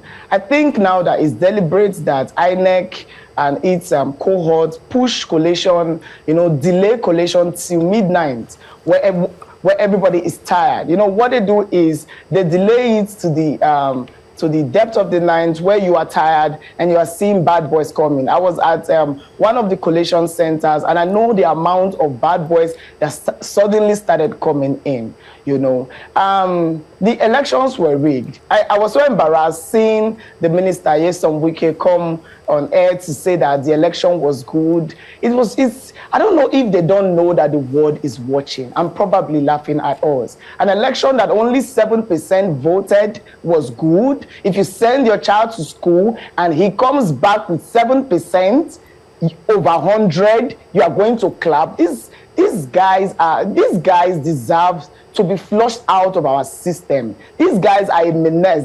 They are a decay in the system. Trust me when I say that the FCT elections were rigged. We are even aware that an ADC supporter was stabbed to death. I don't know if you are aware, but it didn't make it to the news because it was not an APC person. You know, we can't continue like this. That's what I want Nigerians and the APC to know. And very soon, just very soon, Nigerians might begin to arise and oppose this dictatorship. You can't say no movement, and you that is supposed to be a symbol of example started moving around. First of all, why was there no movement? Why was there no movement? How were people supposed to get to their polling units? It was all orchestrated. In fact, I attended an event where a cardinal was saying that he was stopped twice by the police. And then he asked the police, if you say there's no movement, I'm going to vote. This is my voter's card. How am I supposed to get to the voter's card? And the policeman said, okay, since you be pastor, they go. How? Why? This country is going into coma. And I hope we realize this on time. So finally, the election was rigged. I wouldn't know if the candidates would want to challenge in court because the judiciary now is looking like an arm of the government. So I wouldn't know if anybody wants to explore that option, but let's get it clear. The election that happened in Amak on Saturday in Abuja was rigged. So what do you expect, judging from all that you've seen and you've been active as a civil, observer? I expect the people to rise up. No, I'm Anybody asking, that knows me. For 2027 elections, do you have faith? Oh yes, I have faith that the people will rise up and chase their oppressors. Yes, I'm an advocate for aura, match their madness. But the only thing that can cure these people's madness is the people's madness. That's the only thing. Dialogue would not work. And please, if you are listening to this, listen clearly. Dialogue would not work. It's not enough to vote. Vote and defend your vote. Things that these people cannot rig is massive voting. They can't rig when the people come outside to vote. They cannot rig when the people come out to vote and defend their vote. So the thing we did 2023 is not going to repeat 2027. We are going to come out en masse and vote and sit down till Amupita is done counting the results. So that is what is going to happen. So I'm charging Nigerians to stand up to vote and defend their votes. Because if their votes were not important, these people would not be restless. You would not see probably the government of Edo State trying to kill a political opposition. Yes, they know what is at stake. They know they are about losing 2027. And that's why they are restless. So the people must continue to insist as much as they resist. And right, just before our final question. Talking about the governor of Edo State, I want to send a message to him. Okay. I remember the other day, just 2024 here, that he came with the then Deputy Governor Philip Shuaibu to Edo State. As at that time, the then Deputy Governor was embattled, and court had just granted him judgment in his favor that he was the rightful Deputy Governor of the state. This governor then was a senator. They came in together, and the then government of the day did not want them in the state. Thugs were sent to the airport that shot at them to the extent that a police officer beside the now governor, then a senator, died. This governor was crying like a baby. You see, this governor was crying like a baby. And one thing he said he would do when he comes into office is to embattle thuggery and insecurity. Well, we are all seeing what's going on in Edo State now. This same governor that was crying like a baby when a police officer was murdered in cold blood just beside him is the one that is probably now encouraging thuggery. I'll say it again and again. Time will come when the people of Edo State will resist. The people of Nigeria will resist this level of miscreant and dictatorship. Okay. Thank you so much for joining us. I wanted rather to ask one final question, and if you can answer in just 30 seconds before we go straight to the news. You now have a new acting IGP. The previous or outgone IGP did mention that there will be no protests, and he ensured that that wouldn't happen. It was effected. So he ensured that every protester was well managed, pushed to a particular area so that it doesn't escalate into any form of violence. What do you think about the new acting IGP? Do you think there will be changes and then people will be allowed to carry out their civil duties or rights?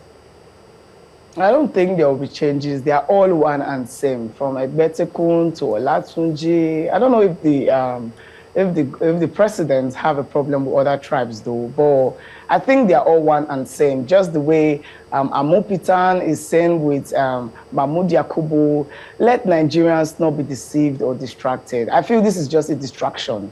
They are all one and same. All right. But Nigerians will continue to insist. Nigerians will continue to try. The only thing we have that we cannot give to them is hope. So every time you see someone bust up somewhere in one corner of the street protesting, it's not because that person cannot give up, it's because that person has refused to give up. And I'm using this medium to appeal to Nigerians not to give up. However, I'm aware, I know very well in my mind that that major protest is coming. So this is a formal announcement to the government. If you keep doing the wrong things, at some point in time, everybody across the nation will be ignited same time. And that kind of protest, you cannot bust somewhere in the streets. It's happening soon. All right. Thank you so much for joining us, Precious Oruche, also known as Mama P. Thanks Thanks for also giving us an insight into what happened at the by-elections. Thanks for your time. Thank you for having me. Let's bring to you the news as we take a look at what stories are definitely making the headlines. Thanks for staying with us here on Breakfast Central. Let's tell you that organized labor in the Federal Public Service has given the federal government until Friday to release funds for 3 months of outstanding wage awards and other allowances owed to workers across ministries, departments and agencies. The Joint National Public Service Negotiating Council trade union side conveyed the ultimatum in a letter to the Federal Ministry of Labour and Employment. It warned that failure to meet the February 27, 2026 deadline would prompt action by the 8 unions in the civil service. Union leaders accused the government of withholding funds, stating that payment agencies are ready to process salaries once the Ministry of Finance disburses the required amount. The dispute dates back more than 2 years of the approval of 70,000 naira minimum wage following fuel subsidy removal.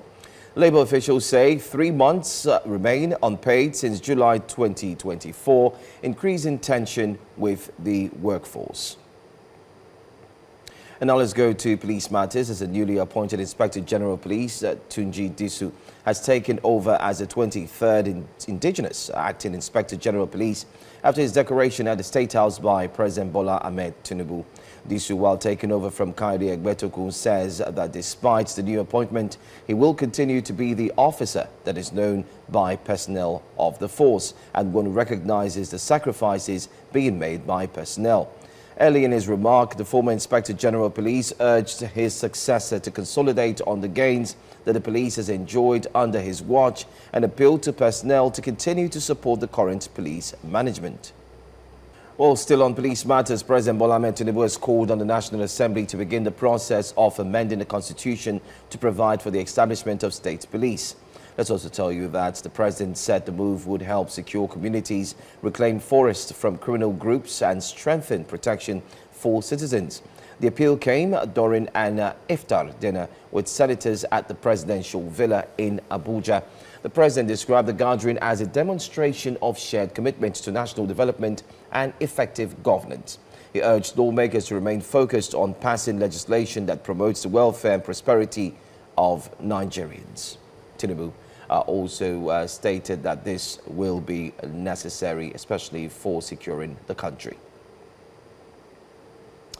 Let's inform you that the Attorney General of the Federation and Minister of Justice, Lateef Fagbemi, has called for a significant increase in funding to address the systemic challenges facing Nigeria's judicial system. Defending the ministry's 2026 budget proposal before the Senate Committee on Judiciary, Fagbemi warned that obsolete laws and resource constraints are currently stalling essential reforms.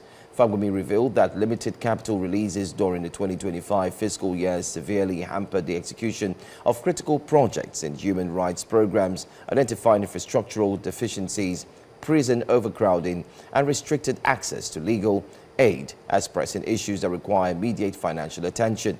The minister maintained that without a robust budgetary upward review, the ministry's ability to monetize the justice sector will remain significantly compromised.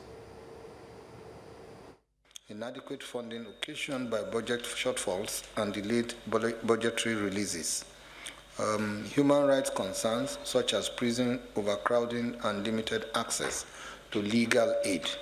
The rise of emerging crimes, including cybercrime, terrorism, and transnational or cross-border crimes. Financial resource constraints that limit our ability to fulfill constitutional, legal, and international obligations. Human resource constraints that limit our ability to undertake the increasing workload in the ministry.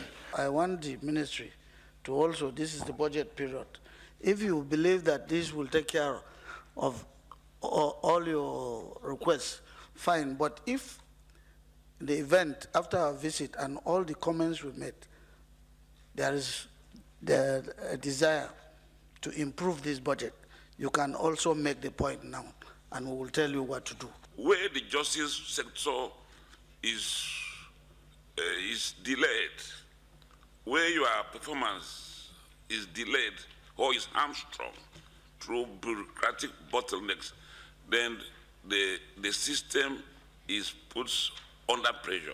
So it is very important that we have an organization.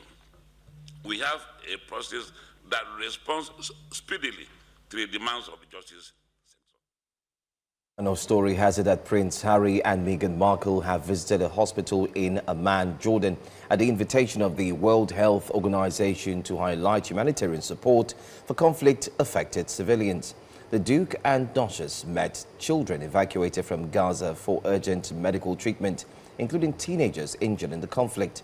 The couple's two-day visit also includes stops at a refugee camp and meetings with World Health Organization teams and humanitarian partners supporting health and mental health programs for displaced people. Health and relief officials say the engagement underscores ongoing international efforts to assist those affected by war and displacement and spotlights Jordan's role in regional medical evacuation initiatives. And that's all the news we have for you for this hour on Breakfast Headlines. Newspaper front pages is coming up next. Stay with us. Thank you so much for staying with us here on Breakfast Central. Time for the front pages of the newspapers that we have the COO, or like he always says, anywhere there's walk. Any walk, yeah. Okay, so we have Wade Ahime who joins us this morning. Thank you so much. Good morning. Good morning. Welcome, Good morning, Benga. Good morning, Stories Joe. Africa. Well, any walk, Africa. All right. Anyway, thank you so much for being here. And it's always a pleasure to be here. Yeah. Let's move on to our papers very quickly. Let's also inform our viewers that you can call in. This is one of the biggest television breakfast shows in West Africa that allows you to be an analyst. So we'll drop the number on the screen. Feel free to just dial and share your thoughts on what you think about the stories. While we have our in-house analyst, Wade Ahime, who will be looking at the stories with us. Let's start off with this Nigeria. Benga, you want to go with this Nigeria Yes, first? let's start off with this Nigeria. We'll start with the headline, the main headline. Terrorism banditry, a big headache. Tinubu tells Disu. President decorates new IGP, sets security agenda as leadership test begins. And Mr. Disu said he was shocked by the appointment. Nigeria needs 12% growth for $1 trillion GDP, says the minister. If you do recall, it's one of the cardinal points of this administration. They're saying, you know, the goal is to get Nigeria to a $1 trillion economy by 2030. And in order to do that, you will need a GDP growth of 12%. We're currently doing less than 5%. ICPC refutes El-Rufai's nosebleed in custody allegation, says investigation ongoing. INEC reviews by-elections, tightens oversight ahead of 2027. And Ondo residents protest church kidnap and block major highway. Very sad story. It's almost like there's no day you really hear news of killings or kidnappings, and it's unfortunately becoming a reality. But Uwade, let's start with the bigger story. Terrorism, banditry, big headache, Tinubu tells Disu. What's your take of the appointment of Mr. Disu as the new IGP, and also terrorism, banditry? What falls on the core policing roles, and have the lines been blurred? Because these days, I mean, people just want to be safe. Wow. So, first and foremost, congratulations to the new IGP. I don't know him personally, but from what I've heard, you know, analysts, people who have been in Lagos while he was in Lagos have said, you know, so much about him. You know, have placed him on very high pedestal, and I think at this point, when you hear what the feedback that comes out, in my own opinion, in comparison to the just exited IGP, you seem to believe that, well, he would have a better rapport with Nigerian citizens and so on. So yes, so congratulations first and foremost to him. And that way, his work has started already. even before, once the name came out a couple of days ago, the work had actually started. So the first thing is to ensure, first and foremost, that he works with all the other security architecture networks.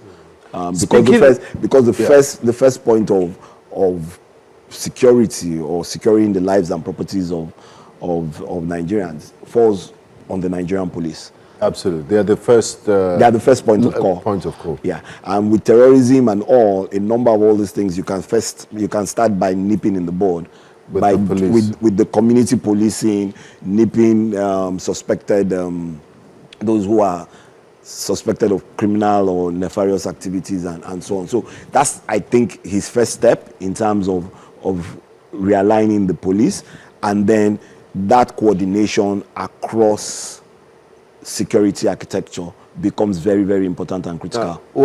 Last night, when he was speaking, yesterday, when he was speaking at the Villa following his declaration to pressmen, he did say that he wants the police to know that Nigerians are the boss, that the policemen are there to protect and serve the people. Oftentimes, we hear some of these pronouncements from the higher echelon of the police.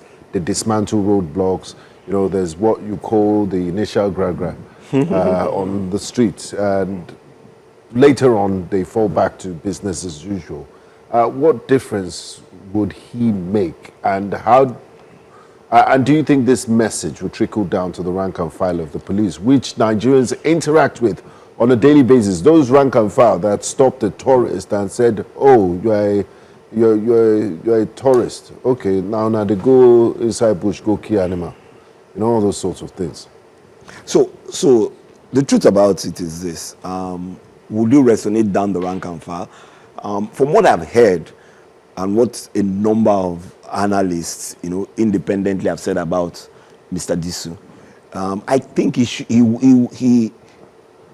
he has the right temperament and understanding of how to go about it, because all the things I've heard about him while he was in Lagos State was how he tried to bring the community in to working with the police, believing that the police policing was about serving the people and not the people serving the police. So if he continues with that formula across board, and carry along all his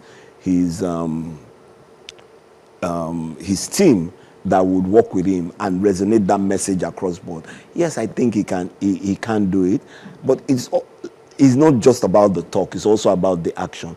And like I said, from what I've heard about him, he walks the talk, So let's see now whether he would actually walk that talk now that he's the #1 policeman in Nigeria. Okay. All right, interesting. Let's see if we'll walk the talk. Let's still take a look at the same front page of the paper and see what else we can quickly touch on. Ondo residents protest church kidnap, block major highway.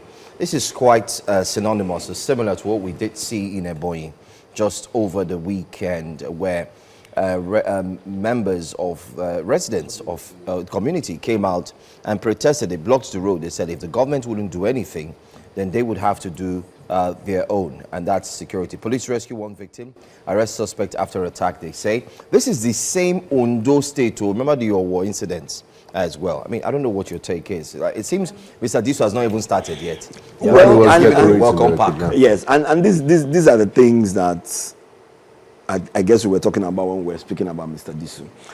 How do you change this narrative of where every Nigerian just believes that the police doesn't work for them? The police works either for them, for the opposition, those who oppose how Nigeria should be or what Nigerians believe Nigerians should be.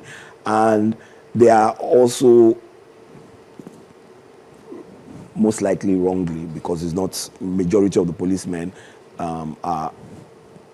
they try and get their work done as much as possible. But they are in connivance with some criminal, some members of the criminal underworld, and that's what is beginning to happen. And it's because of the level of insecurity. Every day is either you are being kidnapped or people are being killed. Yesterday again, some other newspapers reported killings in Adamawa, in Kebbi, and so you can imagine how people are feeling. And you know, I think we once talked about it, that we need to be careful about where the Nigerians are getting to, especially when it comes to insecurity in Nigeria, because people are beginning to I won't call it a revolt, are beginning to voice out their feelings that have been hurt. And if we're not listening, it could just continue in that direction. And it starts bit by bit, and then the noises or the silence becomes the noise, and then the noise just overtakes everything. Why? Because of insecurity.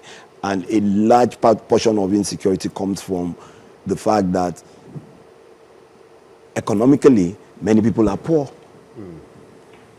So you try and get anything. But for those who still believe in decency, in hard work, these are part of the things that they are trying to do to get the attention of every level of governance in Nigeria, to ensure that let's address these issues. Let's address them.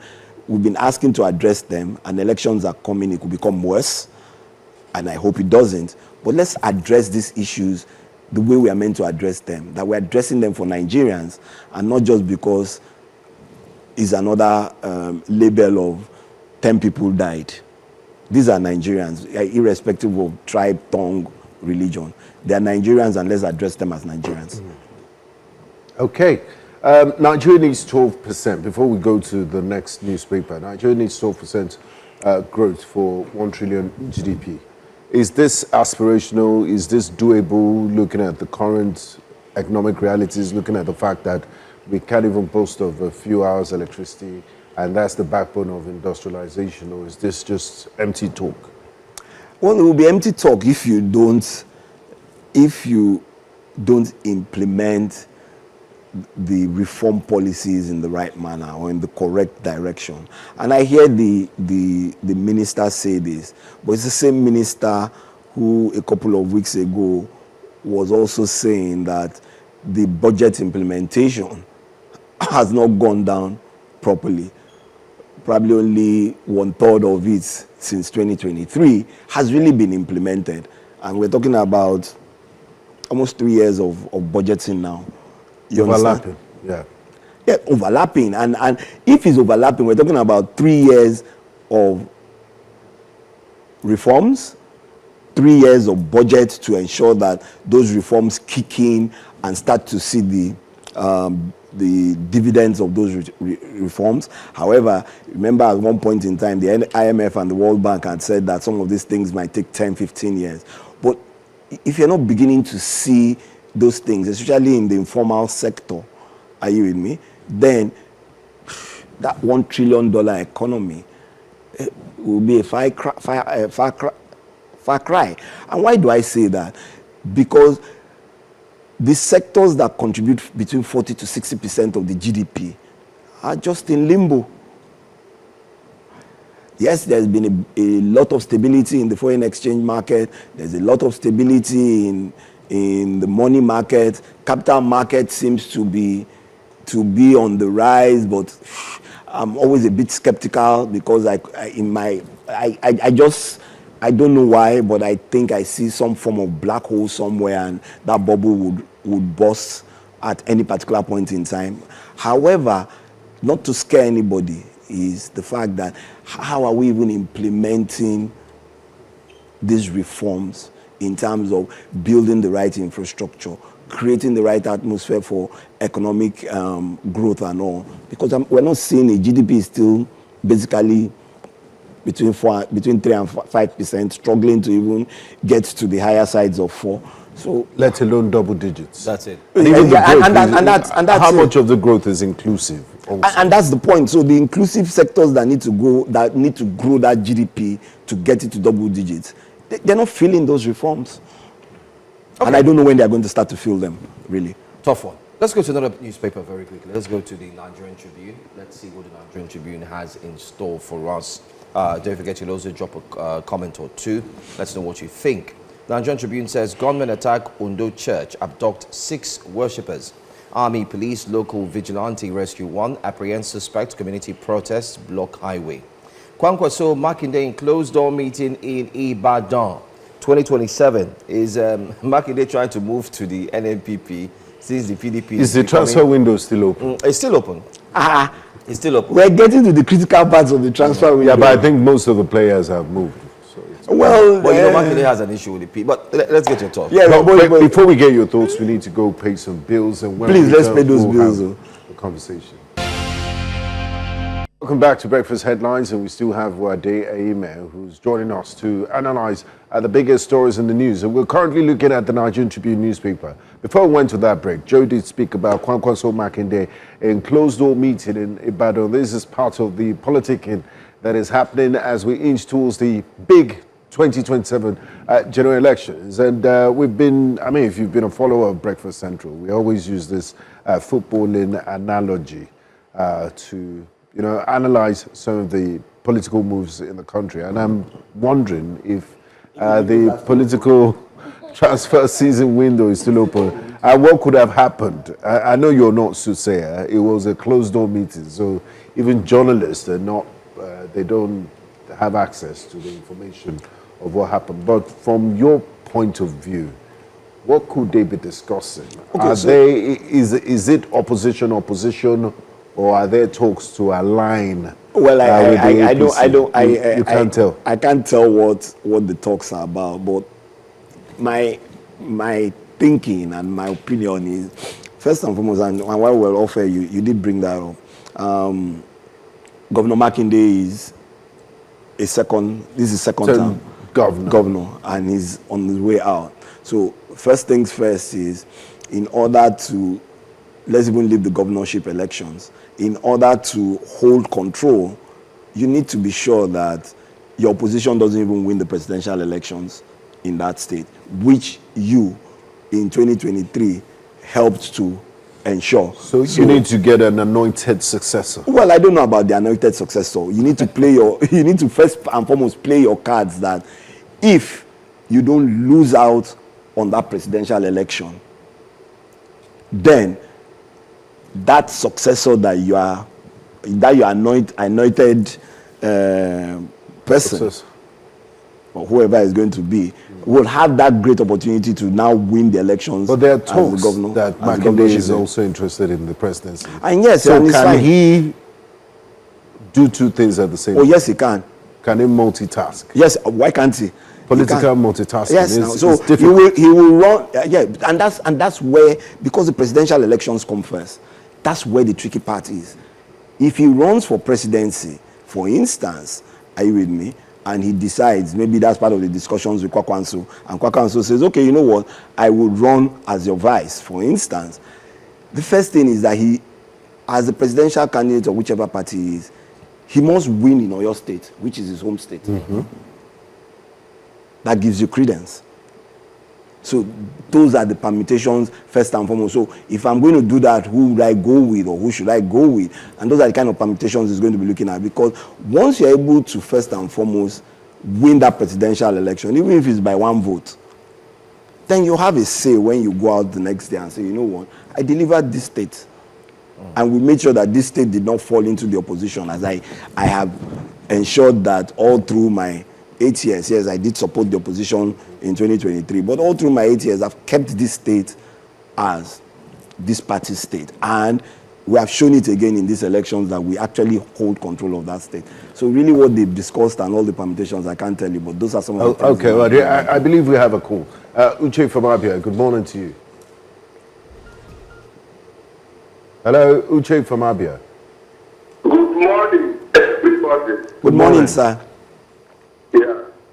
When the new IG is talking pork. They said pork is cheap. But today, pork is no longer cheap.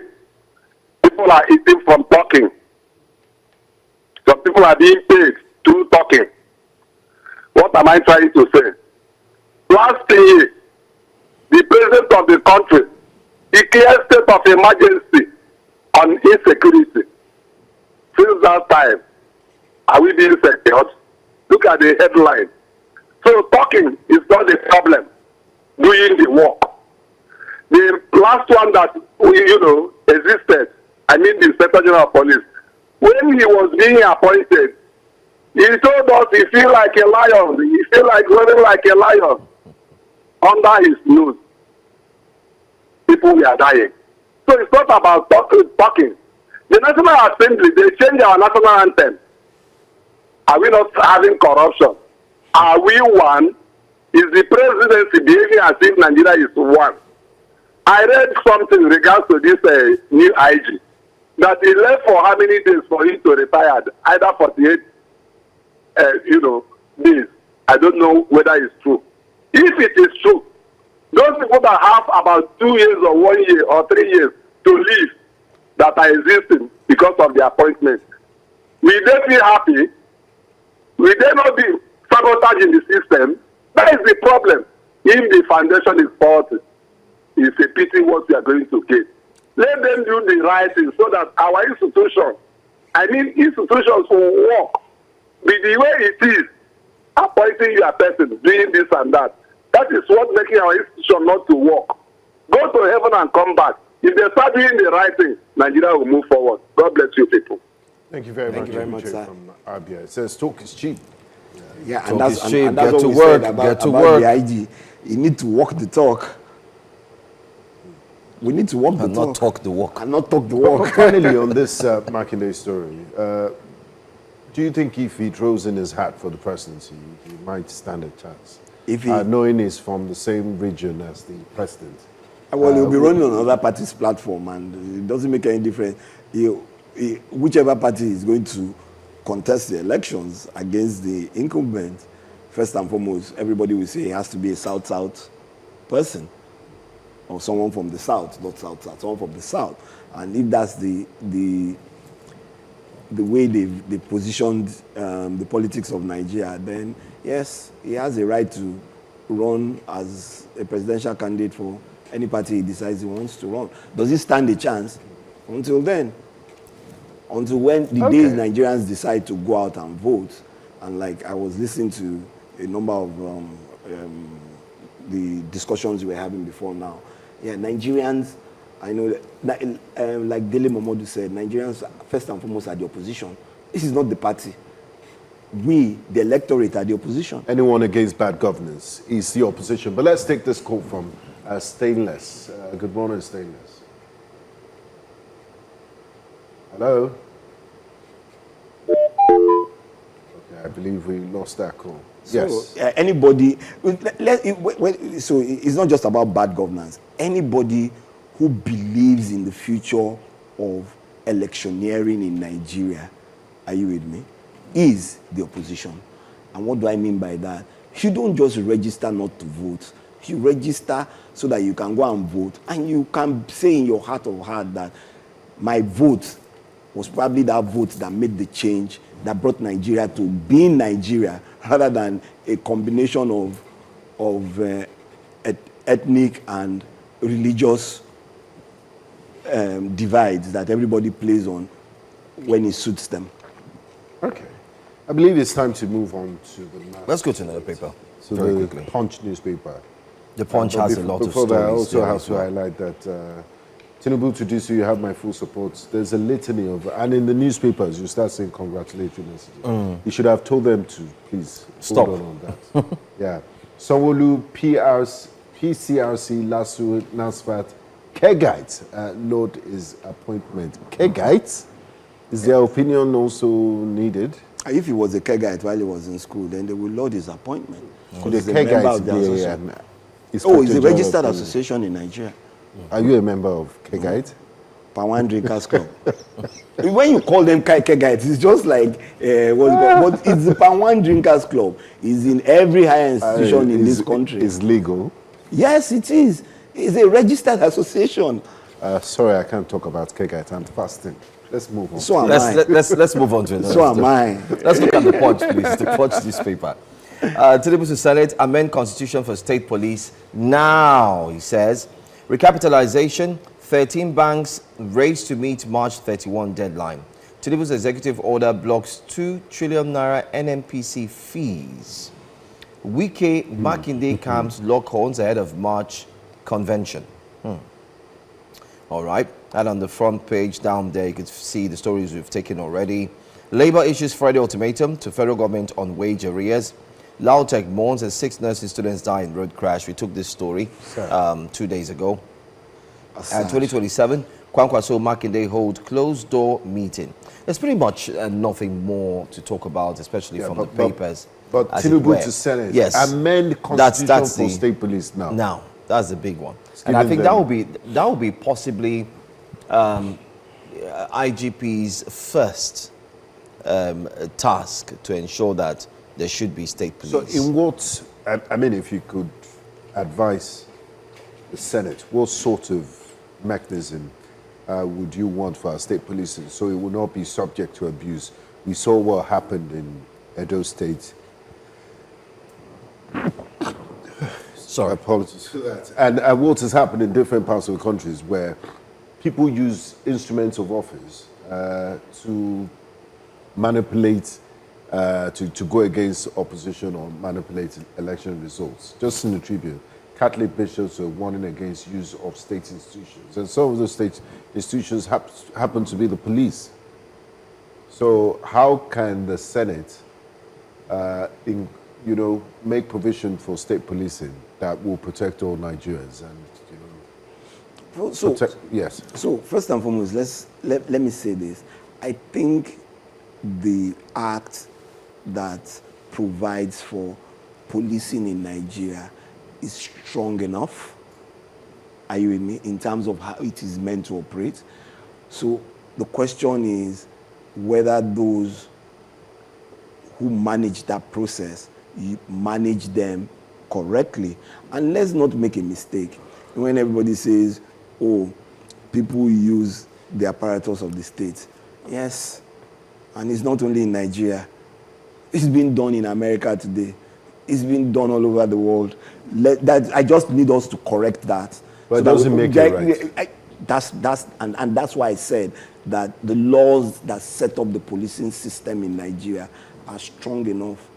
If you ask anybody, they will tell you that. Now, how do you break that into taking those and saying this is how you're going to run from a state perspective? Because now the chief executive officer of policing, when you have state police, is no longer the president. It's the governor. It's the governor. But if in the system itself, are you with me?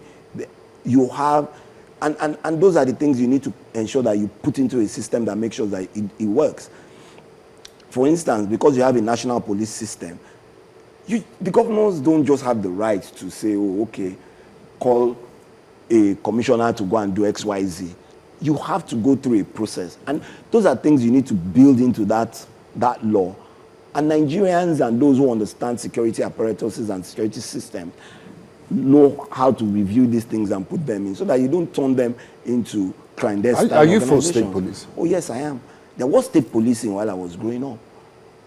So let nobody ever think that there's never been state policing. Can you in explain Nigeria. the state policing, the sort of state policing you had? The sort of state policing? The type when you were growing up, how it worked? First, for traffic, that's one. So today we call them yellow fever. In Lagos, they had red fever to manage traffic. It was still part and parcel of working with the national, what's it called? That's one. Even for criminal offenses and all, so you hear state CID. But he works with the National Crime Investigation Department. So when that police station at Adekunle, so it's not new, it's not rocket science. How did all these things change? The advent of military rule. So if you go back to the basics, they are there. And like I always say, there's so many laws in Nigeria, you don't need to tweak them, you just need to implement them. It's like the ones of trucks shouldn't drive on Lagos roads or highways during the day. That law has been there. It was even a decree before Lagos State now decided to put it into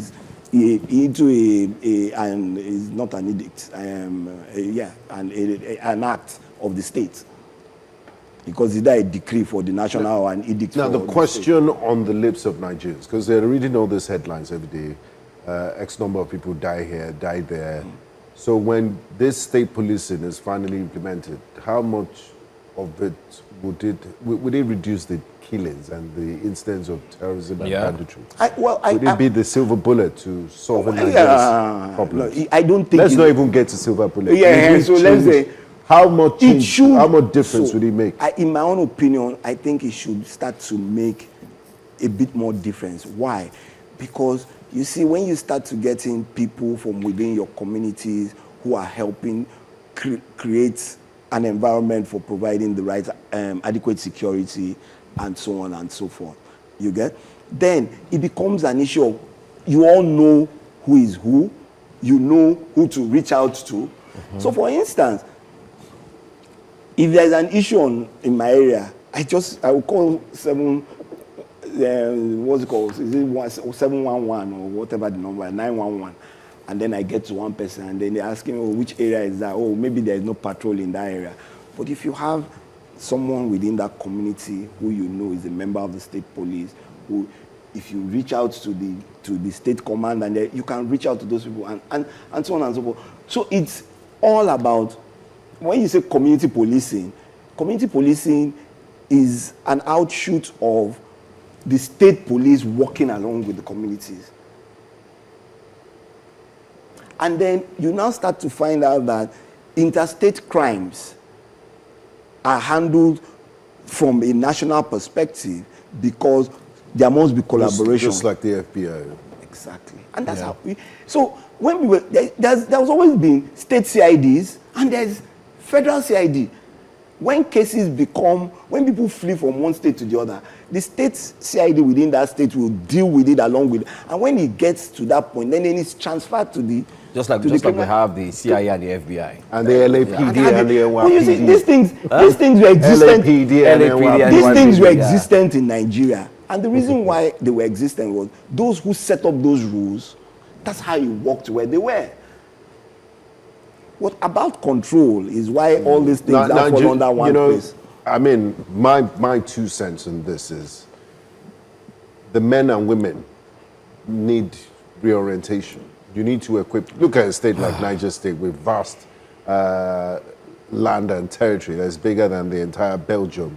If you don't provide them with the necessary equipment and manpower, it's just going to be state policing by nomenclature. It's not going to change anything. So the question, I would rather we work on improving the quality of what we have and expanding capacity. Whether he's working on the quality, but the question is, Is there really the political will to work on that quality? And in working on that quality, how do you start working on the quality?